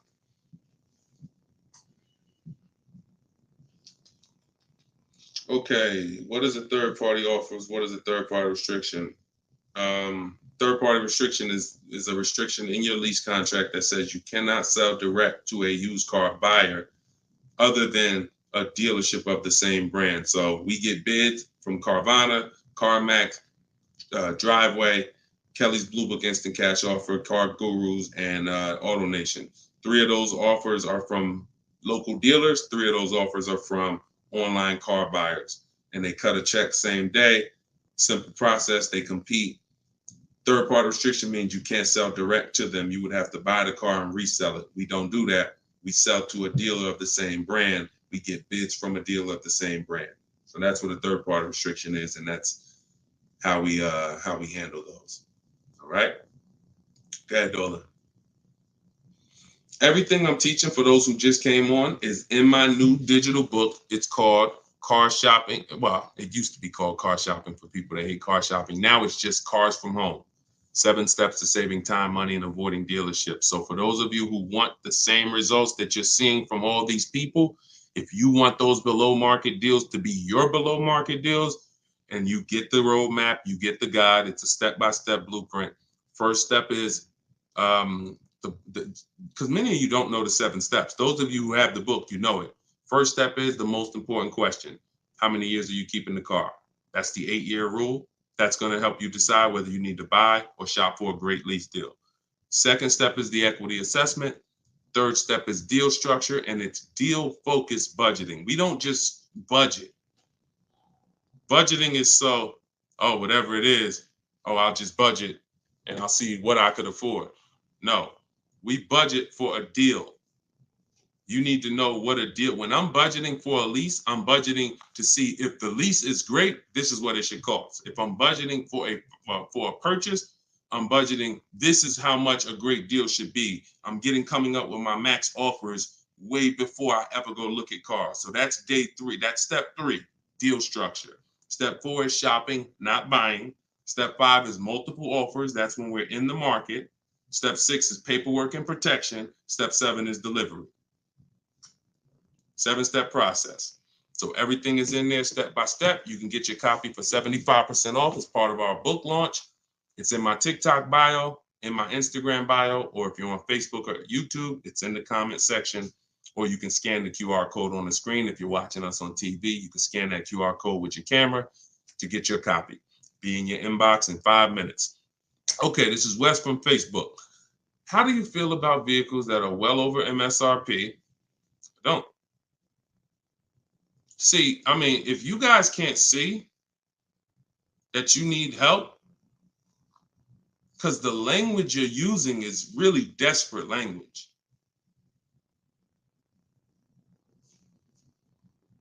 You know, I really don't know, like, because here's the thing. You're walking into dealers because that's all you know to do, and you're saying that stuff. Vehicle I'm interested in selling almost 20 grand over MSRP. I remember when the new Broncos came out a couple years ago during the pandemic, and people were paying 10 grand, 20 grand over MSRP for them. And when our first person got a Bronco with no markups, everyone who paid 10, 20 grand, 5 grand, 2 grand over at that time, money's out the window dealing with 80% dealers. And then you go in and you say this stuff that just works against you. Oh man, yo, you go into another dealer. Hey, what's this? Oh, y'all got, how much y'all asking for this? Well, we're asking 10,000 over sticker. Oh, okay, that's better than the other deal. This other deal I was in, they was asking 20 grand over sticker. Negotiating against yourself. How you gonna turn around and ask me for money off when you just said that the price, because I'm 10 grand over, I'm good. Oh man, you only 5 grand over stickers. Man, you all right, this is good because the other one was 20 grand over sticker. Okay, so don't ask me nothing about my 5 at all. You interested? Because you know, hey, yeah, you know, let's talk. What's the payment like on this? All right, come on, have a seat here. This is you going out with the cleaver in your head. I don't know how else to tell you. Like, sometimes I'm nice. I'm a nice guy. I wouldn't be doing this if I wasn't a nice guy. This is what God put me here to do. But I'm telling you, you're a sheep to slaughter. If you don't learn this strategy, you are a sheep to slaughter, and every single time you buy cars, you're overspending by, you go out right here. Now, if you get bids and you start to see, okay, man, I could get that car not only for this. We had somebody come on the show the other day, and she said, man, I got a brand new 2024 BMW X4M, the M. And she said, I got the bids. I got 4 grand off and another 3,000 for my military. I saved 7 grand. Bids sitting at home. Some people going in the BMW dealers paying 5 grand over sticker for the brand new, newly designed 2024 M. So, any way I could get it, I'll break down the numbers and let you see. That sound like this guy and these people he's showing getting way different results than I'm getting. And sometimes I'm gonna just be straight up with you. You $24. I don't know. So go ahead. I don't know, because that's it. All I could do is just follow the show and listen to what we're talking about so you can understand. Go ahead. Go ahead, Dolan.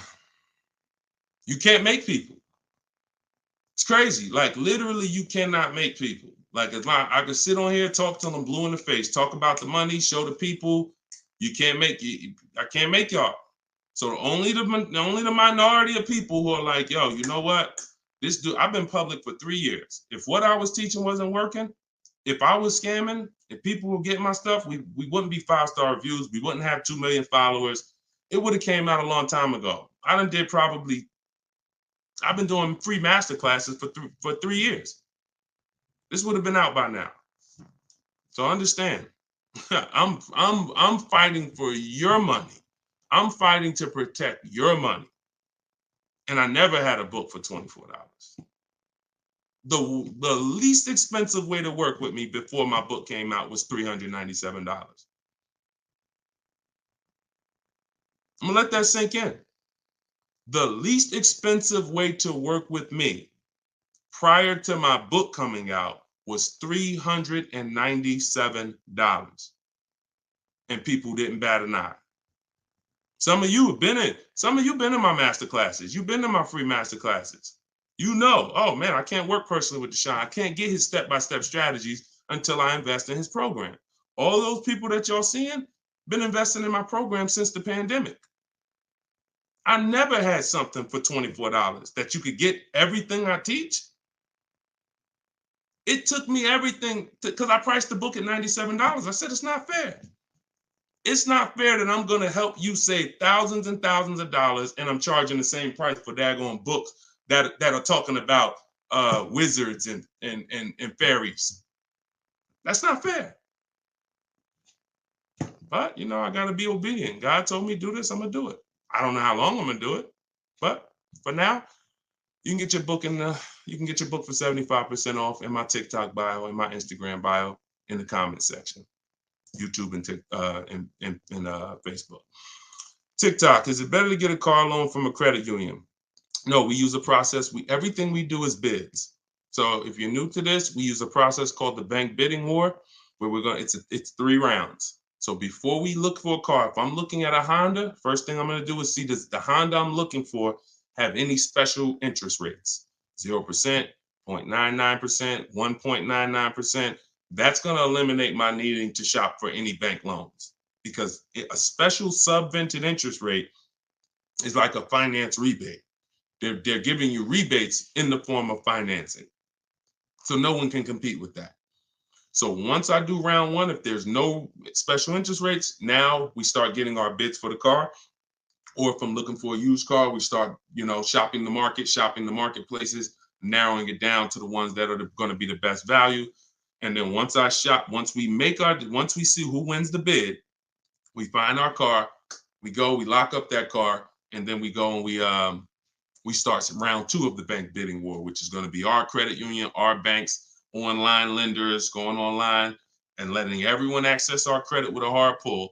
Because if you do this right, this weighs on your credit just like one hard inquiry. So if one hard inquiry drops your score 10 points, you could have 20 hard inquiries in this 48-hour period, and it's going to drop at the same 10 points. So we do that, and whoever gets the best rate, whoever makes us the best offer from round 2, then we call the dealership and we give them an opportunity to beat it, and that's round 3. The dealers have 7, 10, 15 banks. Any of their banks can beat it. That's the bank bidding war. Everything we do is a bid. There's no price assurance shopping the old way. Not only are you overpaying, even if you get a good deal, you're going to question it because you don't have enough offers to compare it to. Once you have enough offers, I had 10 banks compete for my business. I know I got the best rate. We need to know. That's the name of the game. Price assurance, guarantees. These are words that you haven't had in your car buying experience. I'm guaranteeing. If I ask any of these people here that I showed you, Tiffany with the Mazda earlier, Sean with the $20,000 off his F-150, Charles with his Palisade lease. If I asked any of these people, if you said, hey, look, are you willing to bet me $500 that there was no better offer in the market that you could have got, they'll all take the bet. I'll take the bet. But if I asked you, and I took listen, what's the last car you bought? Okay, are you willing to bet $500 that there wasn't any lower offer in the market for that same car? Would you take the bet?